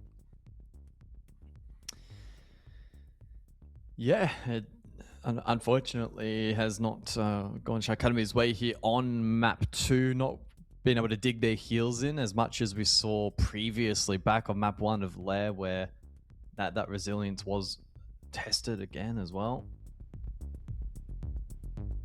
I believe this is actually going down technically as a rehost. Play restart has been initiated, and so fingers crossed it'll be as simple as a rejoin into the lobby. As we can see there from Reelers, the lobby is indeed still active. Get Density back in. Should be a quick ready check and resume the action. Unfortunately, as of right now, no ETA, but I can't imagine it will take too long, provided his internet hasn't been completely nuked, and given we are in Australia, it's probably not outside the realm of possibility. I mean, the concern if you're SHAIIKADEMY is if you kind of look at the two maps. So Reelers is 21-14, Kaken is 22-13. After that, it drops. Like, it plummets. It's Rani 10-12, Faulty 8-16, Shant 5-13. So it's kind of a situation where Kaken and Reelers just went so massive on Lair that essentially that won them the map. Again, literally Kaken won them that map because it was a 1v2 post plant. You think what would have then been 6-2. I think the likelihood that 6TARGETS then take the first map would have been increased significantly. And this could have easily been then a 2-0 in 6TARGETS' favor, which means going into Nighthaven Labs, like they're the favorite team. That's the team now I'm looking to think they should probably get the job done because they've got a far better spread performance.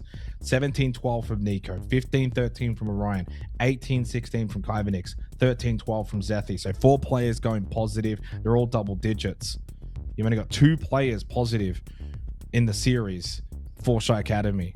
So it puts a lot of pressure on this man right here, and Kaken and on Reelers to continue to overperform to do enough damage to get SHAIIKADEMY in a winning position. It's just too much on 2 players.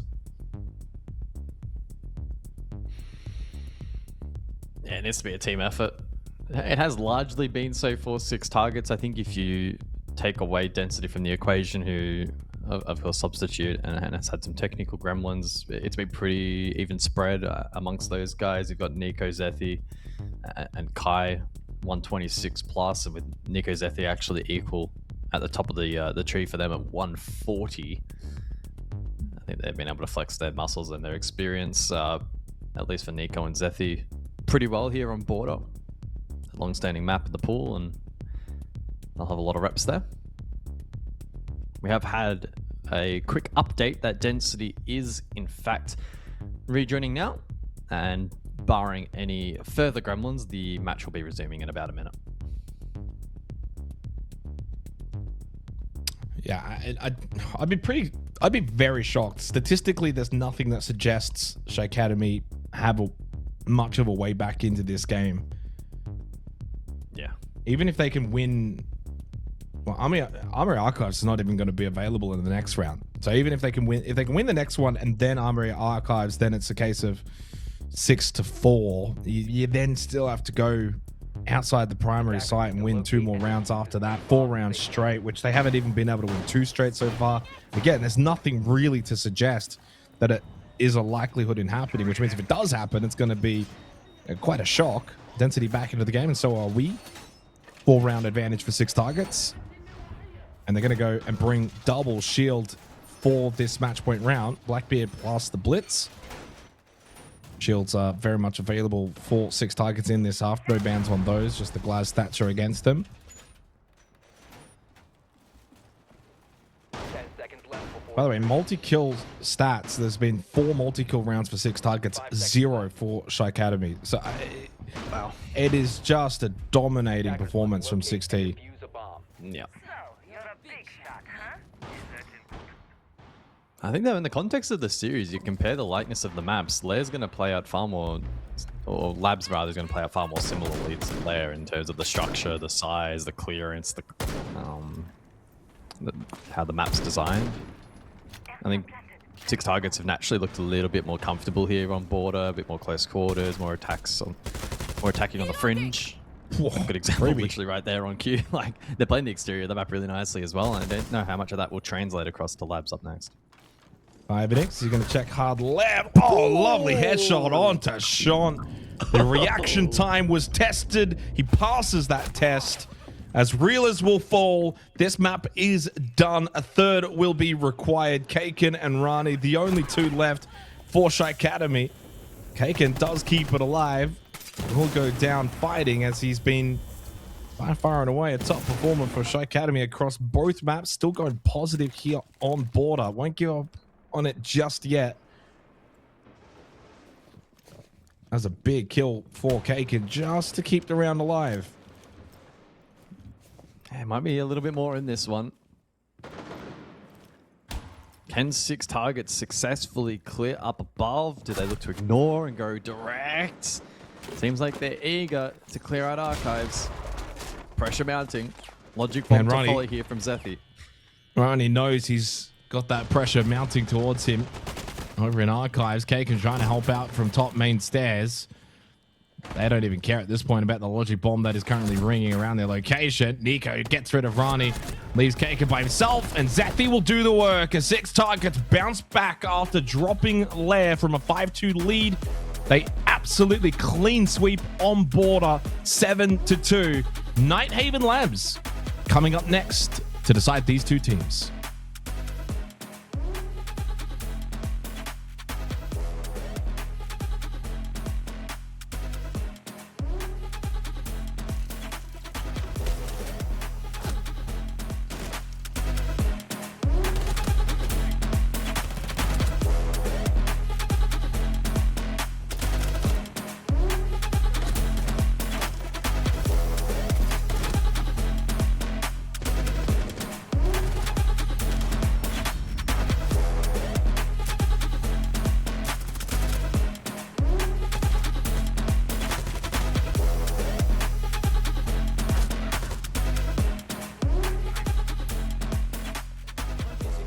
Very high note. I'm here in Tokyo, Japan for FPS Day X. We've got the APAC Cup, the 1v1 nows, and of course the grand finals of the Tier 2 North Rebellion, plus stacks of community awards and fashion shows.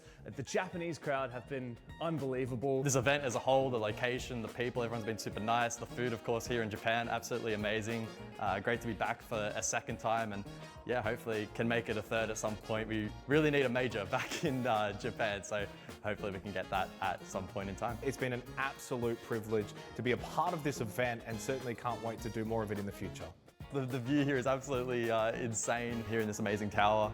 We just wrapped up the Rebellion Grand Final, the Tier 2 event here for APAC North. Absolutely banging Grand Final. We're actually, Jake and I, really surprised at the quality of Siege on offer, and very excited to get ready for the Grand Final, which again should be really, really good and highlight some quality APAC Siege. Of course, yesterday, Jake and I casted a really big upset, Soul's Heart taking down Fear X. Didn't anticipate them to win that match, and they got it done in 2, which was, yeah, really awesome to see from their perspective. The Japanese crowd have been unreal.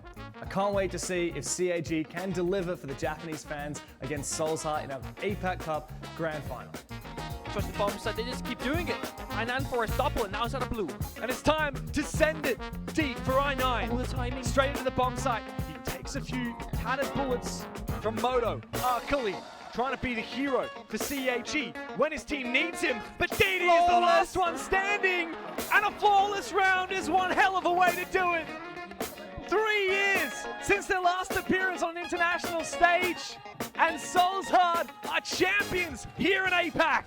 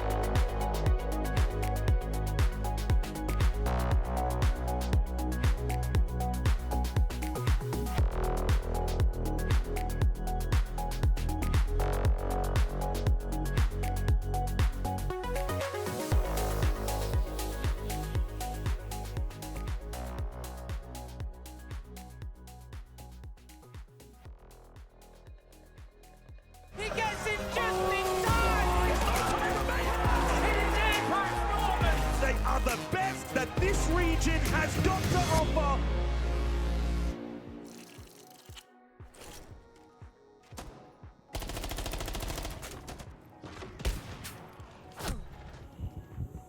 Off could go the distance. Well, the first one will. All 3 maps required between 6TARGETS and SHAIIKADEMY. 6TARGETS far too good on border as they dominated to a 7-2 victory. We go to the deciding map to see which of these two will drop to the lower bracket.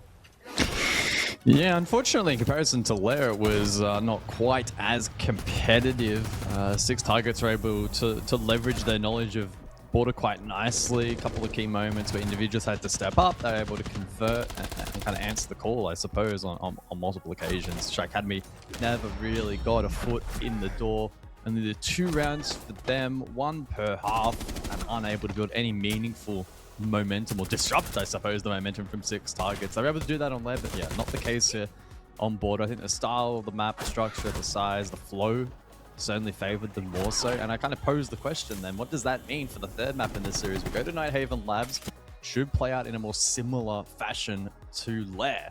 And so what does that actually mean for these 2 teams? Probably that we're going to see an exciting and a close 3rd map.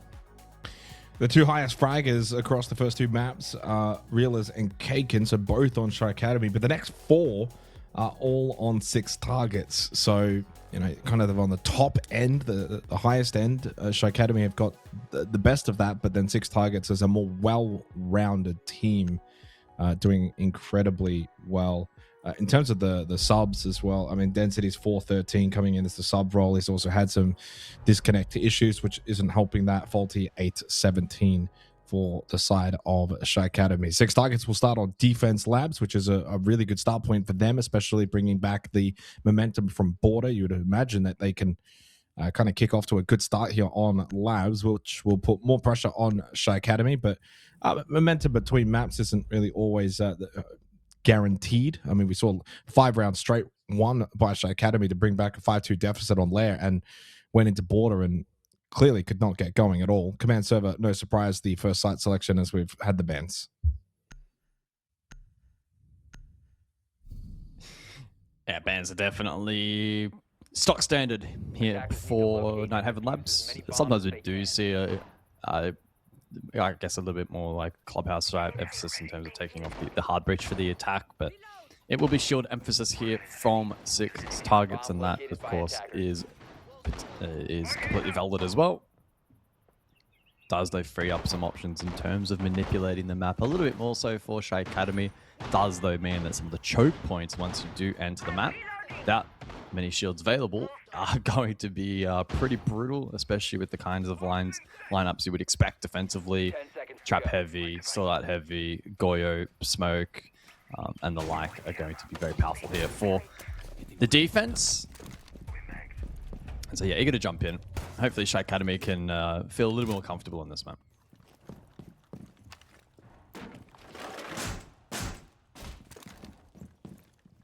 Winner of this will take on Man Esports LFO next week. Loser will take on Rock LFO next week in the lower bracket. I know that lower bracket is a very difficult prospect. You essentially have to win 5 best-of-3 straight to make the major. What is always going to be a difficult region to gain that solitary spot, with Enterprise being the resounding favorites. Orion over towards blue. I imagine the pacing, of course, on Labs is naturally going to be a lot slower than Border. And I think you touched on it before, but should probably follow suit closer to Lair, which is good news for SHAIIKADEMY. They need more than anything others to step up to help out Kaken and Reelers. Faulty taken low. First bit of contact of the round. Oh, Kai holding his ground. Has had some big moments in this series so far, and eager to continue this contest to the exterior of the building. In the meantime, though, Zephy has fallen, so advantage for SHAIIKADEMY. Kai does escape, but valuable ground taken now by the attack. Good start, and there's still lots of time in this round. That would have been a big kill from Realist, but it's Kyvanix that wins the battle. Faulty able to get rid of Nico, and Kyvanix low towards Electrical. Again, SHAIIKADEMY still in a really solid position. This is a very wounded defense. Orion has to activate, and he does. Finishes off the low health Faulty. Kyvanix battling, low on health, pre-firing the shots because he knows he cannot get swung or he will go down. Minute remaining in the round, and what's pivotal the most is over towards Electrical, and Rani and K can combine. SHAIIKADEMY will take top floor attack on Labs away to kickstart this third and final map.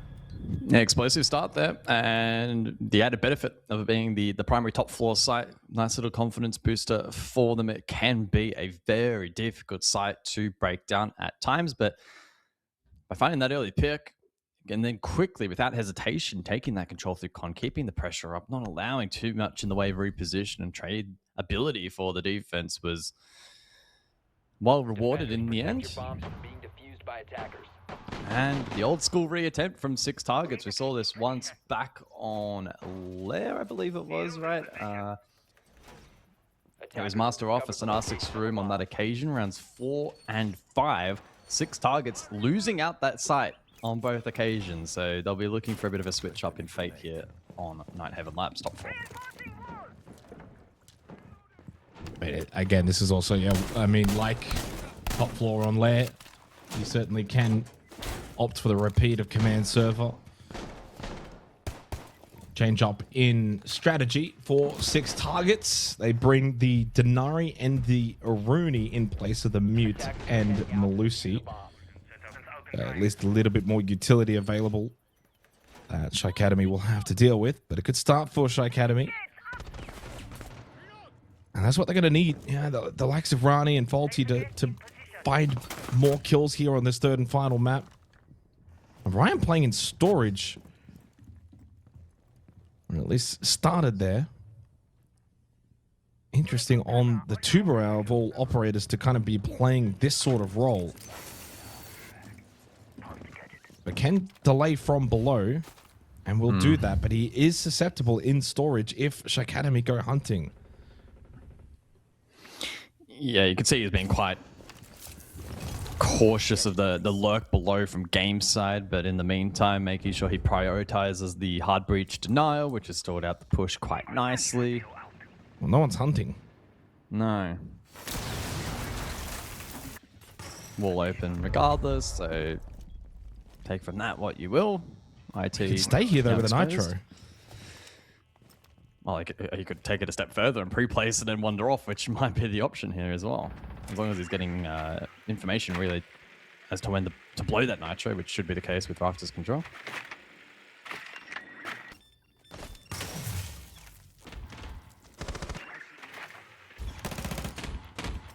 5 seconds left. 6 targets. Looking a little bit better, more functionally. And Kyvanix gets the opening kill onto Reelers. One of the better players for SHAIIKADEMY yet to fire here on Nighthaven Labs. Kyvanix has done a decent job over towards Electrical. And this means that Orion can now also flex back to site. So they're going to have a 5v4 defensive site advantage on the best defensive site on Nighthaven Labs. And Kyvanix goes searching. He wants more. Ulti just at the window. Actually now in a position where he can kind of cut off Kyvanix from getting back to site as Rani goes and finds 2 kills and make that now a third onto Zephy. He goes down. Advantage SHAIIKADEMY as they just clean sweep the site. It started off with Rani. Others then follow up. Kyvanix could not cross back. Faulty was able to cut him off. Shot will get the plant down. And it started with Orion. It will end with him. 1v3 post plant. And SHAIIKADEMY are going to take the top floor again. Unless, could isolate Pillar here. It's possible. Oh, trying to find value from the DMR. Very scrappy from Orion, forcing the action down onto Sean. He'll take the 1v1, and he hits the headshot. There's no bloody way he's clutched that. What? It's a series that has already seen so many clutches. Even Nico has the same reaction as mine. What have we just seen? Are you kidding me? That was ridiculous. My, oh my. That was ridiculous. And SHAIIKADEMY, a little shattered. Well, it's been the difference in the series. Those kind of clutches, the 1 in a million, the ones that don't happen all that often, they've all gone the way of 6TARGETS across all 3 maps. The clutch ability factor of 6TARGETS has been a difference. They needed that. The reality, if you bring it back out of the emotions of the clutch, is that they were staring down the barrel of a 2-0 start, attacking for SHAIIKADEMY into top floor. Like, this is significant. And they kind of end up just winning around that arguably they kind of need to and should be winning. And it comes to that sort of clutch from Orion. It's a lifesaver. 10 seconds left before. Wow. Big clutch then. It was looking likely that 6TARGETS would lose the same primary site back to back in a similar vein to Lair, but a heroic effort from Orion will equalize. You got to get back to work though. But they need you to got to get back to work. Yeah, Absolutely. lock in. I mean, to be fair though, that applies to both teams. 6TARGETS need to not get overly excited, and SHAIIKADEMY need to be able to put that aside. Close rounds out.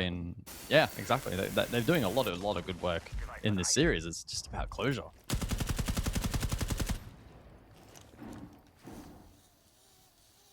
Tractor on the prowl. Oh, so we go basement for the first time.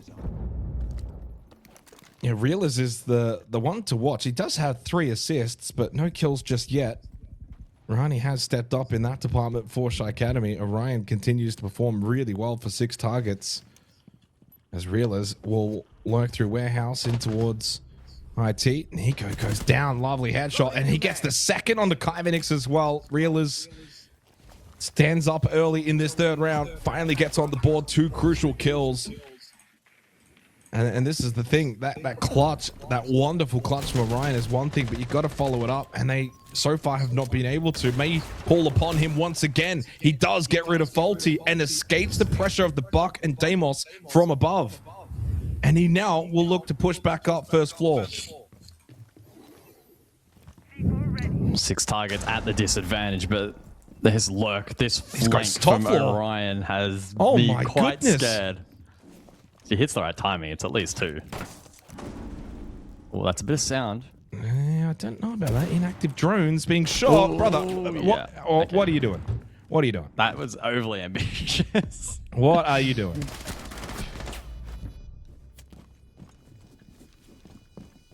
I mean, 2 inactive drones. You could have easily probably gotten that kill. I mean, I think that's a heat check moment from Orion, if anything. Yeah, in the last round, the way that he was able to play, you give him all the credits in the world. And I think in that moment, that sort of roam attempt, he's probably thinking, I've got to do something spectacular again. I got to put the cape on, be the hero. Just shooting those drones, probably thinking maybe no one's close by because they're attempting plant down below. So if they're going to be warehouse, maybe they're just watching hatch.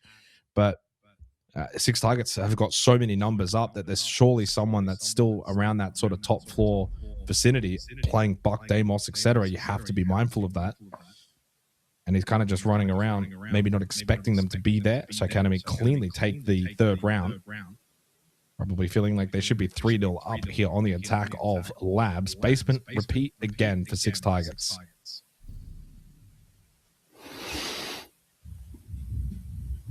Yeah, they're certainly not, again, shying away from the repeat sites.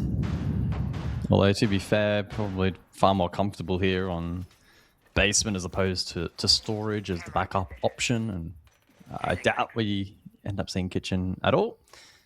Additional bans as well to note for the remainder of this first half. It's Deimos and the Mirror off the board. Deimos unavailable. We may see some solid snake action here from the attack of SHAIIKADEMY, currently teased by Realiz. Could be a good tool for helping get control top floor. Could even be actually quite powerful when you think late round against some of the flank potential on offer from the defense as well. Based on this initial setup, it does look like there'll be presence off-site here from the defense.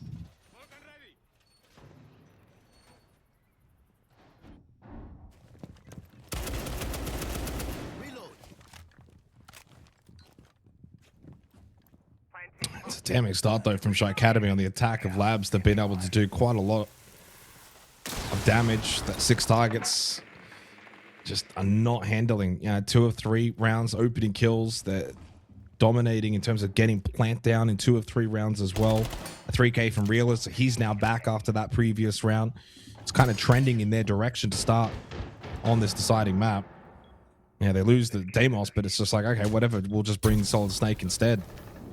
Good flame onto Density. He's forced back. And Density's role, as the sub, you put him on the Warden. He's just going to play sight, hold, wait. Big double kill. Orion and Kaivenix combining, and then Kaivenix will double down. The round's just done. I mean, that's a very rapid round from 6 targets. I mean, to their credit, they've shown willingness in repeating bomb sites in this series, guys, and every single time they then get it done in the second go. Well, it seems like these repeats continue to breed success for 6 targets, 2-2 scoreline. And, well, instead of returning to the top floor, which was a little bit sketchy on that reattempt, they actually do opt to go to storage down below on that first floor. Bomb located by attackers. Yeah, an explosive round. 6 targets that their key players, Orion and Kai, at least in terms of fragging capabilities, of really being able to exploit that to their advantage here on Labs thus far. See what SHAIIKADEMY looked to do here. Round 5, top floor with the Ram.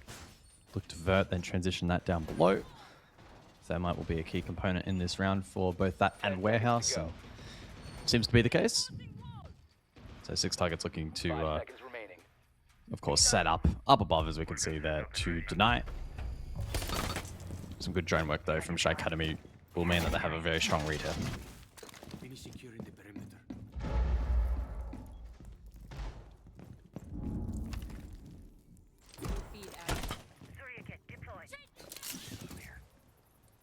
It feels like this is the big round. Yeah, whoever wins this is... Well, I mean, 6 targets win this. 4-2 looks far more of a possibility. Yeah, you win storage control, you go back top floor, command server. If SHAIIKADEMY win this, it might end up being a 3-3 half, but that's pretty good for an attacking team on Nighthaven Labs. I'm not saying that the entire map is going to be based around this round, this site, but it's going to have a big factor, a big say. In a series that's been completely topsy-turvy, it's incredibly difficult to predict who's going to win it, but I think you can predict far better of who wins this round.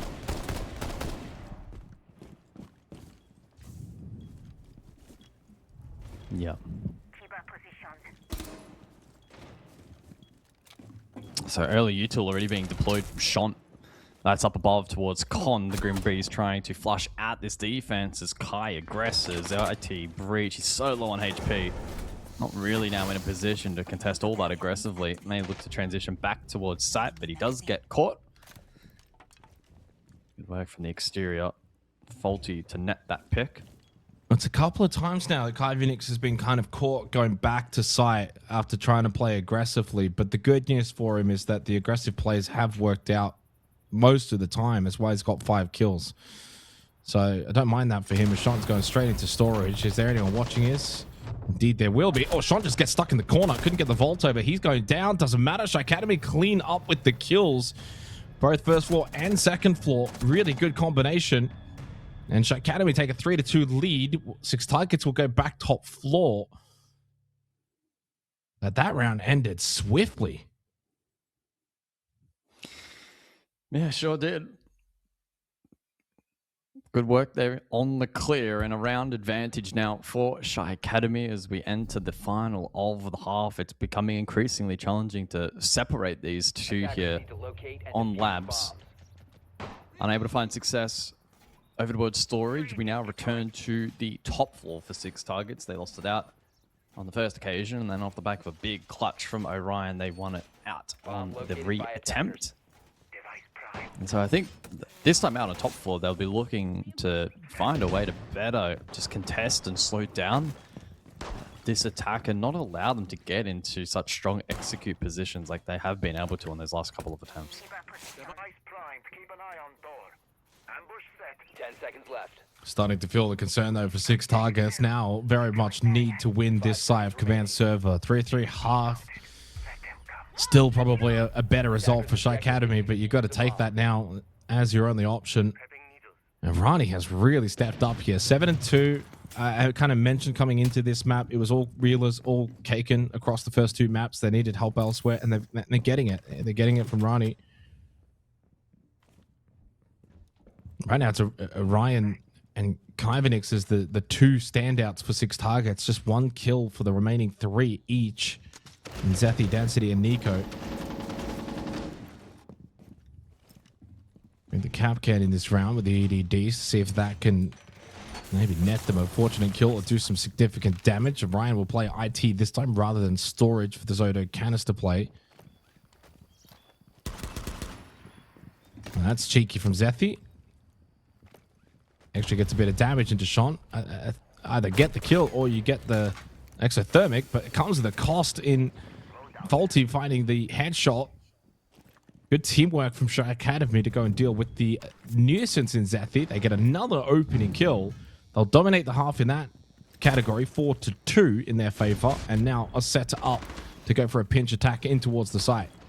Yeah, it's been 100% conversion so far. Looking to go 6 from 6 for the half. SHAIIKADEMY in such a good position, and it does prompt 6TARGETS to get a little bit more aggressive now. Double stack potentially on that electrical side as Reelers catches out Kai under the pump. Player down elsewhere though. So 6TARGETS just clinging on at the moment. Minute 20 on the clock, however, so lots of time for this attack to formulate. Quite a bit of utility as well on offer, and the res will be successful. They're in a good spot here, SHAIIKADEMY. They have so much time to just go for that res anyway, not panic.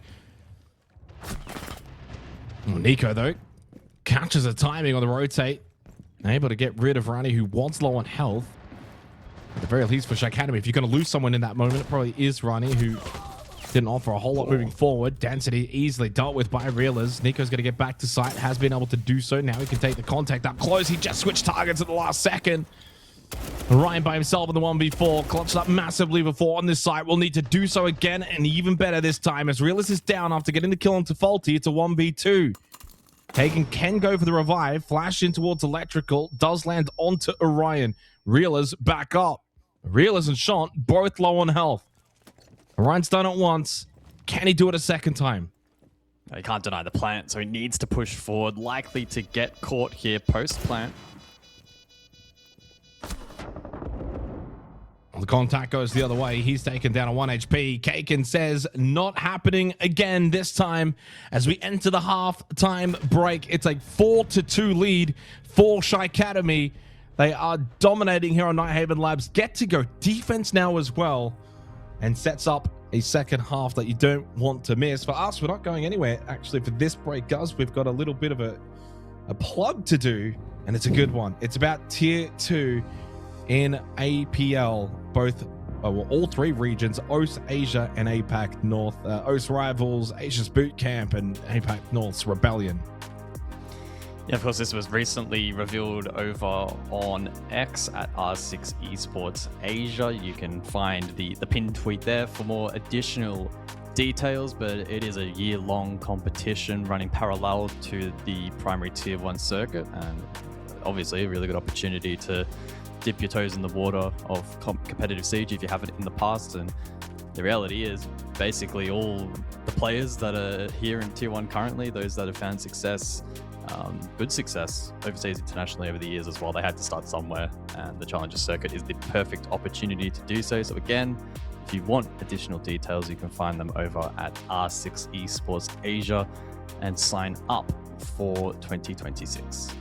Also a good opportunity as well for people who maybe just have a stack of friends they want to play but maybe don't want to play ranked and want to maybe dip their toes into the esports ecosystem where you can get the more well matched games and structured tournament and structured matches in general. It's always a good opportunity, and as you said, it's where the majority of careers are kickstarted. Sure, you'll get your ranked gunners who maybe gets onto a tier 1 team, or players who make a name for themselves that can kind of climb the ranks pretty quickly. But the vast majority, and certainly within the Oceanic region, a lot of the players now who are tier 1 started tier 2.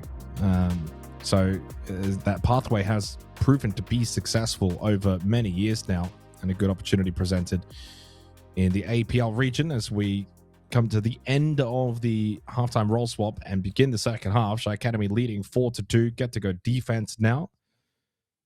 And they are very much well positioned to take the series from here. But for what's been a roller coaster series, is there one last change up? Can 6TARGETS get themselves back into this third and final map? Maybe. Wait and see. It's been a topsy-turvy game, tricky to predict, and I don't think this final half of the series is going to be much of an exception. Replay package from the final round of the half. SHAIIKADEMY largely in the driver's seat. Reelers with some nice picks, good aggression. Nico caught one good timing, but then caught a bad timing, which was ultimately his demise. And Orion had to try and clutch up once more, but ultimately was overrun. Top floor we go. Bans for the half, Kaid and the Bandit, very typical. And then on the side of the attack, a single hard breach and the Thermite, and the Glaz as well off the board.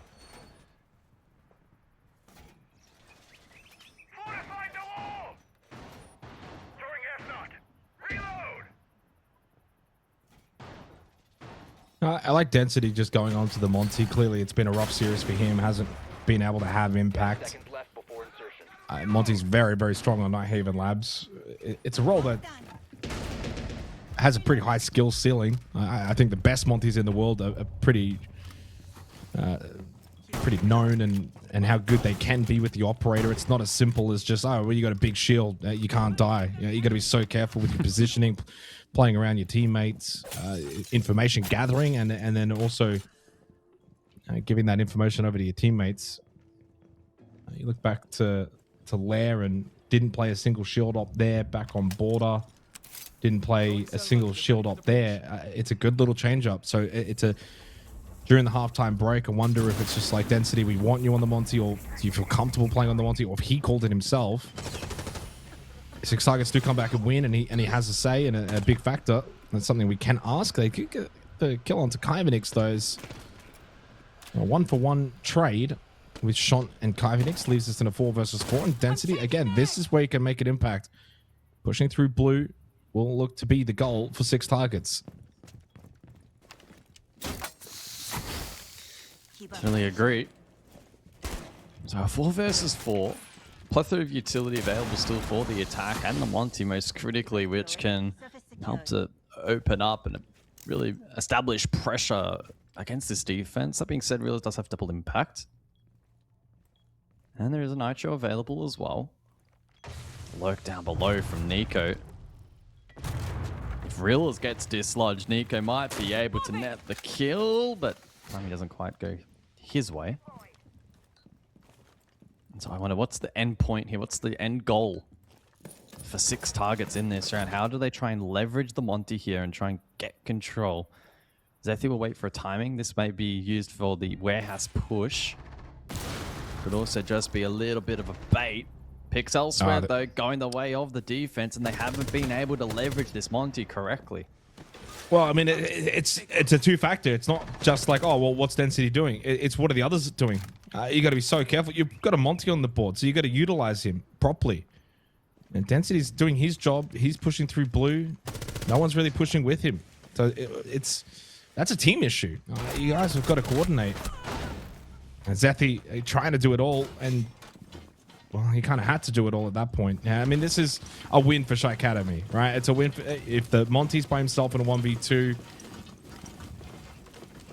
and was never a main factor in a lot of the fights that were happening throughout the round. You've done well. Well, he's done well, though. Density to get the down onto Reelers. 20 seconds. 1 versus 1 against Kaken.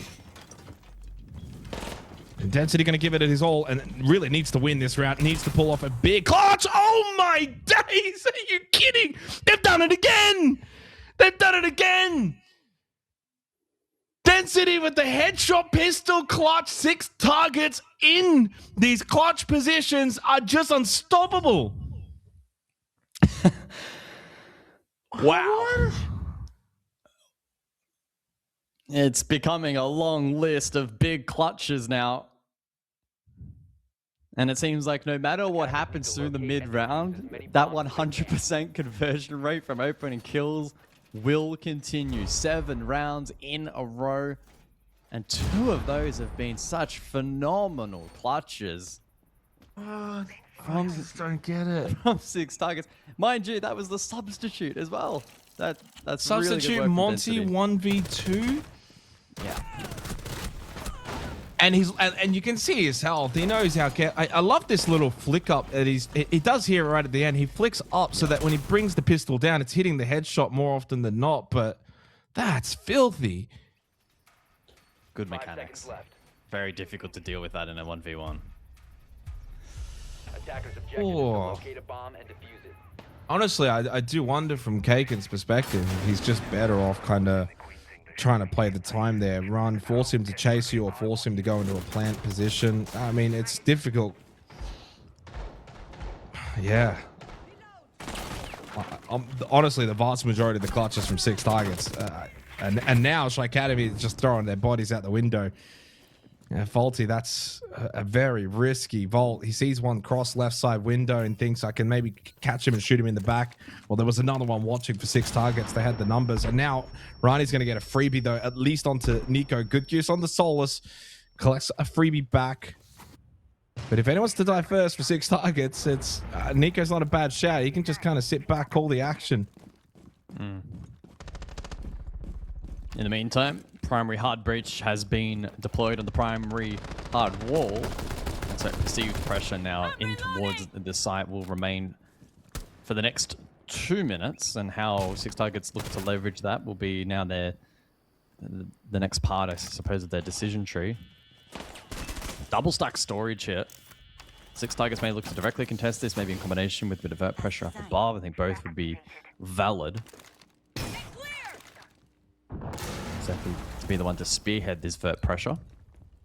Trying to dislodge and make that storage hold a little more uncomfortable. No longer a straight up double stack here from the defense. Reelers over towards lounge, but there is still some storage presence. A trade. So a 3 versus 3. Time available. It's a very close round to call from here. I don't think either team has a significant advantage. I will say, though, Kaken's position is strong if he hits the right timing. Well, the plant's going down, though. Should be denied, though. Echo. Indeed it is. Good call. Tethy got rid of Reelers. First wasn't even needed to use. There is Kaken on the timing. So kind of a 1-for-1 play from both teams that does benefit. Kaken taking on Density. You get to do this all over again. Very late, though, from Sean, and the plant will go down. Timer and a post plant. Kaken gets the revenge. Hits the headshot onto Density as Orion by himself in the 1v2. But in the post plant, swing across. Orion wins out against Shant. Kaken on the kit. Orion should hear the footsteps. They are side by side. As Kaken will tap the kit, Orion can swing. He holds. He keeps holding and swings across. Wins the battle. Another one for 6 targets late in the round. It's the one problem for SHAIIKADEMY. They cannot close any round out. No. Oh, it's getting to the point where it's just devastating. Orion saying that he thought he had the kill in the chat, and Kaken as well thought that he was dead. It's all happening at the moment. So many massive fights in this round as well. Plenty of them in isolation. Kaken did a great job on his roam to find value, but unfortunately for Sean, allowing that plant to go down, it was a very fine margin. It made it naturally more difficult then to win out the round. It left Kaken on an island, and yeah, you're right. Four straight, 2-2 split between the teams. This has been a pretty wild labs. 4 plants in 8 rounds as well. 4 rounds with multi-kills, 3 1vx clutches. of which all of those have gone the way of 6 targets. Like, they got 4 round wins. 3 of those have been clutches. Like, it's insane what's happening. And 100% conversion rate. But this series has been bizarre, but so entertaining. I mean, that's classically most of the time. Well, both teams 3 rounds away to see who can progress to the upper bracket and who goes down to the lower. Chance for reelers.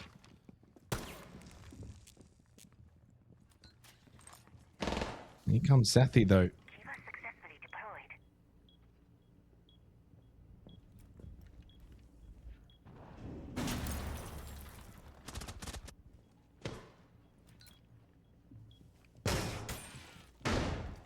Position with the mirror window, but as you can see, disrupted with well-placed util from the Ash. They can now force back as well, back towards electrical. As exterior con will be opened in response by 6 targets. So pretty straightforward standard groundwork here at the moment for the attack. Shaping up con side primarily at the moment, so probably considering that pillar plant position. It's a pretty big commit at the moment, and I think that will be clearly telegraphed to the defense. So SHAIIKADEMY should be in a decent position at least to expect this push, and don't know if SHAIIKADEMY necessarily need to worry about the split, at least not yet. This is now officially the slowest round that we've had in terms of opening kill time.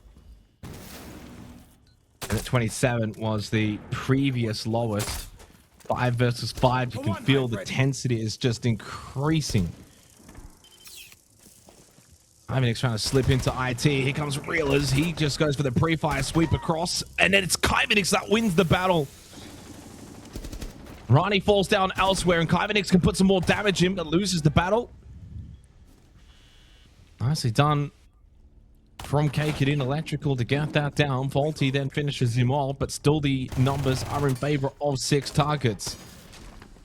If not mine, it's blocking the vision of Zethi temporarily. That's been dealt with. A slip over towards IT. That's Faulty. Went for the swing over towards Rafters. Got Zethi low on health. Playing a very important position right now for SHAIIKADEMY, trying to just keep 6 targets at bay. 30 seconds. Nitro's still up. A smoke babe as well. Don't discount that utility as we enter the final portion of this push. And Sean has to be prepared for the swing. Zethi is low on health. Nico shots down Faulty. Sean has to win this battle. Instead of opting to get aggressive, he falls back, taking an electrical. Sean, double kill! Now down to Zethi. Sean gets all 3, and finally a clutch for SHAIIKADEMY. The round was getting away from them, and it's the first time in this map of labs where the opening kill will not be converted. And SHAIIKADEMY take a 5-4 lead. Well, the streak is finally broken. And Shant, who typically isn't renowned for posting big numbers in games, it's not typically the way he has impact. Well, he does exactly that in that round, hitting some really clean shots. And a lot of that was off the back of the time advantage that the defense had leveraged themselves. There was still, as I mentioned, a little bit of utility as well that kind of disrupted that push and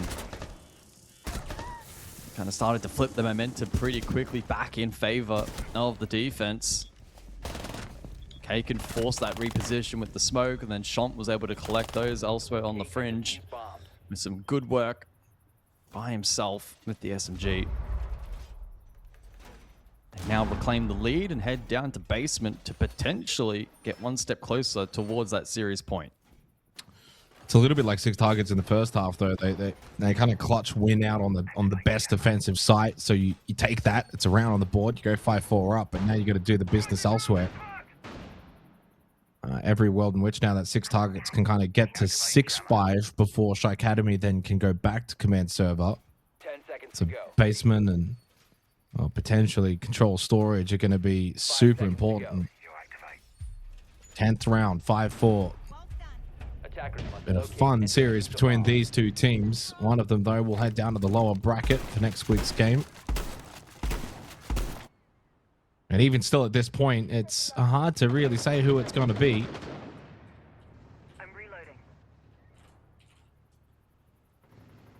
big round from Shant, though, who was 1-5 guys prior to that round.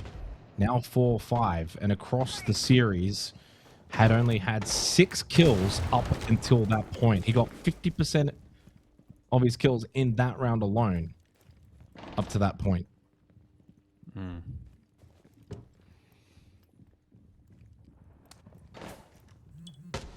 So quick control cafeteria here from 6TARGETS. Doesn't appear as if it's been heavily contested, or I guess contested period at all here from the defense, and that will open up maybe some routes in through EXO or some paths towards some Vert here. Rayor, an intriguing decision to cut off over towards games. Maybe indicative of a pretty full commit here.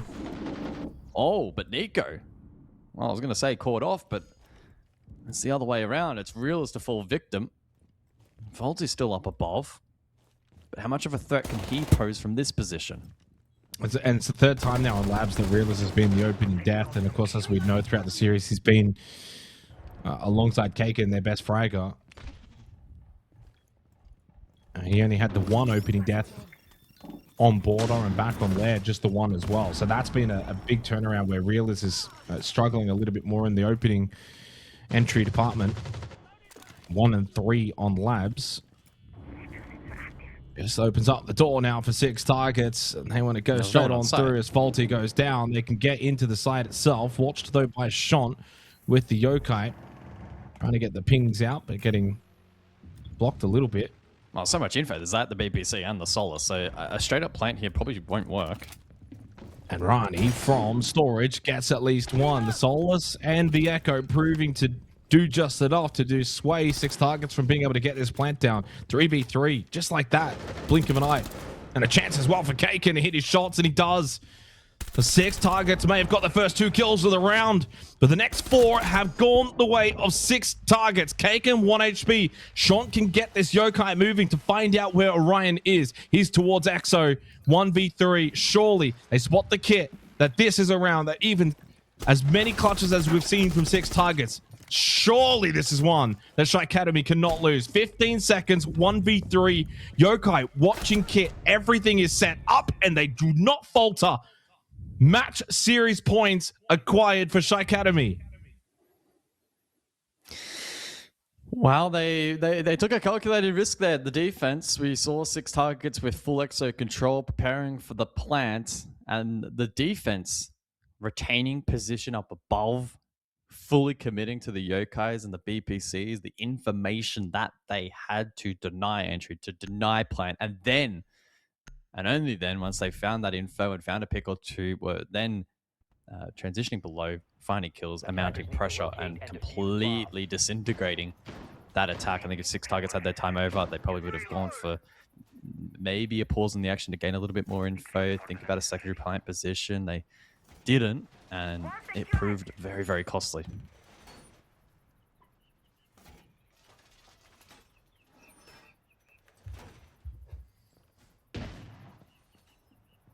Well, it's been back and forth on Labs since the 5th round. It was 2 to SHAIIKADEMY, 2 to 6TARGETS, now 2 again to SHAIIKADEMY. Control Storage, tertiary site. Still an opportunity here for 6TARGETS. They're going to bring in the Solid Snake. Density back onto the Monty. The last time he played the Monty was in that 7th round command servo, and he got that 1v2 clutch, guys, if you recall, with the pistol. So get him back on that. Control Storage is going to largely play up on that 2nd floor around command server, IT, rafters. And the Monty can be very important. Sean plays inside Storage. Vulcan canisters pre-placed.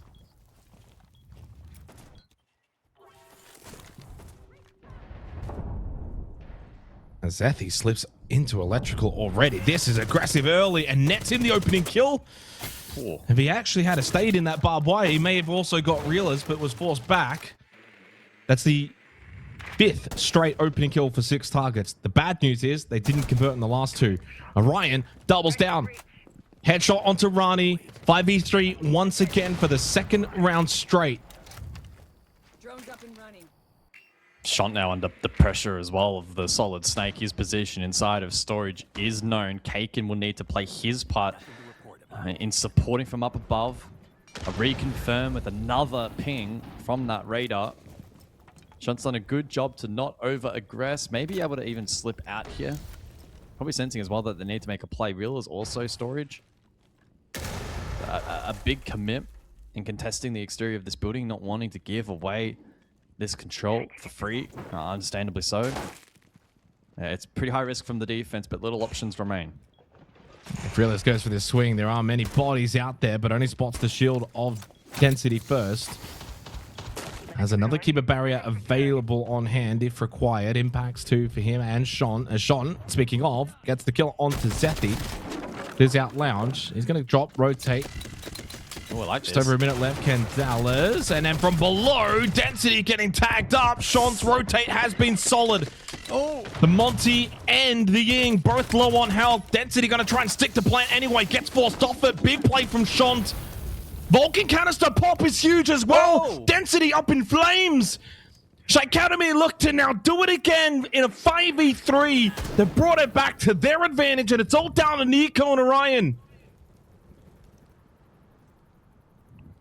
40 seconds on the clock, and Nico and Orion need to pick up the scraps. Diffuser in an awkward position, and the defense has retreated, not wanting to give away free picks.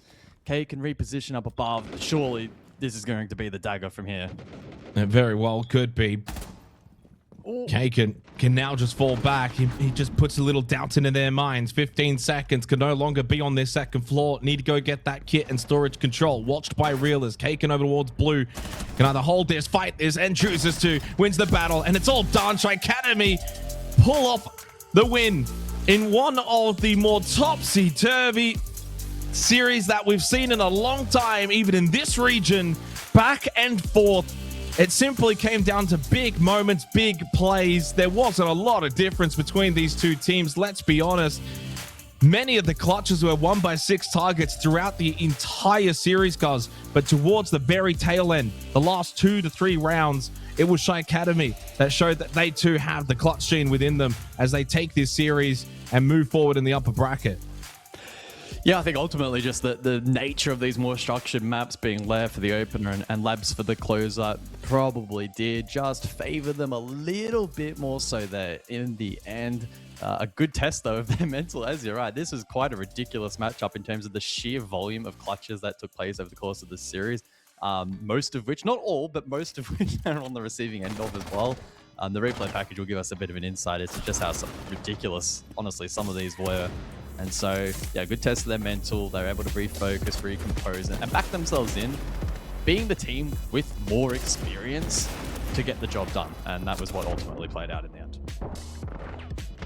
Yeah, as you said, the highlight package is largely going to focus on the clutches that we saw. And again, on this map in particular, 3 listed clutches for 6 targets. Then you kind of look at the last 2-3 rounds from SHAIIKADEMY, and they won 5v3s, 3v5s from their perspective.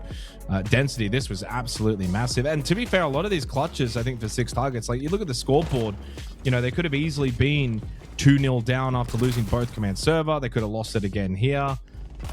Their clutches, I think in hindsight now, were more, at least on this map, kind of papering over the cracks a little bit, just a little bit. Like, it was still a really close series, evidently going all 3 maps, and they were very good and clinical on Lair. But I do feel like, at least on Labs, the clutches that we saw from 6 targets were just papering over the cracks a bit. Yeah, probably to some extent, right?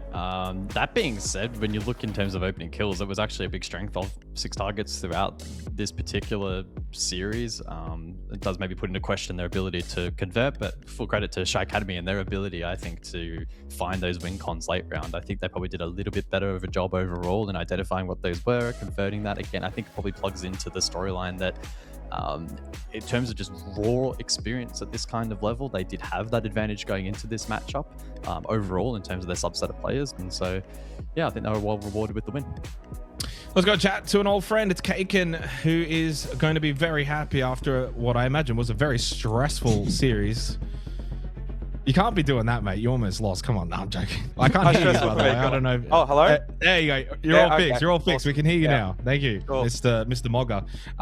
Congrats on the win. I'm sure that one was stressful over the last couple of hours, and there were many points where it kind of felt like either team could win. Did you probably had the same thought in the back of your mind? Oh, for sure. It was a battle of attrition. They were very aggressive, and we sort of knew that that's what was going to happen with them having a substitute. We also had a substitute, but I think we had an advantage in terms of the substitute because Faulty actually plays the game at a somewhat competitive level. So yeah, it shouldn't have been as close as it was, but we fixed our issues towards the end. And I also think it helped them that they'd played us on Border and Lair before. They sort of knew what we were going to do. We did have a couple of new things, but they had the overall game plan of what we were going to do. So that's why I think on Labs it relied a lot more on them clutching compared to how they were fighting us before, because they knew our routes and pre-places and info and all the gathering and everything. So that's my spiel. I guess in terms of then responding to those clutches, right, Cake, and how do you feel the team's mental was today? Because obviously it was quite a long series. You were tested. There were some pretty ridiculous moments in that map, or maps as a whole, that you had to recover from. Was the mental and the vibe good within the team today? Yeah, of course. I made sure to preface to the guys that, our coach, Brian, mental coach, he's like the GOAT, Bree. He definitely helped us with a few inspiring words in terms of game plan. It's only the start of the season, so I guess if we take a loss, we've got the lower bracket, but we're playing a video game at the end of the day. We're here to have fun, but we're here to have a good showing as well. So yeah, it was sort of stressful, especially with that Orion 1v3, that was crazy. Kind of Vix and Orion seemed to be Thanos and Thanos Jr. apparently. So the clutches did affect us for a second, but then we locked back in, we reset, so it was all good. I just want to quickly bring it back to the first map as well, Lair. You guys were down 5-2. What was maybe said, or if you can recall, around that sort of point that let you guys then go and win the last 5 rounds straight? Well, look, I don't remember what we said, because that was about 3 millennia ago now. But basically, I think the game plan was, we're going into defense. We're basically in OCE tier 2. Defense is king. We'll go into defense. We play our strats properly. They can't do what they did on defense to us on attack because they have a substitute. All their coordination is messed up. And we just played our game. Because realistically, we're versing the 8th seed, and we're technically the 1st seed at a Challenger Series. So we went into it we knew what they were going to do. And we played our game on defense. And we clutched up. Well, as you said, it's all about fun. That was fun to watch, and I'm sure it's probably fun to play in as well. You played really well. Good to see.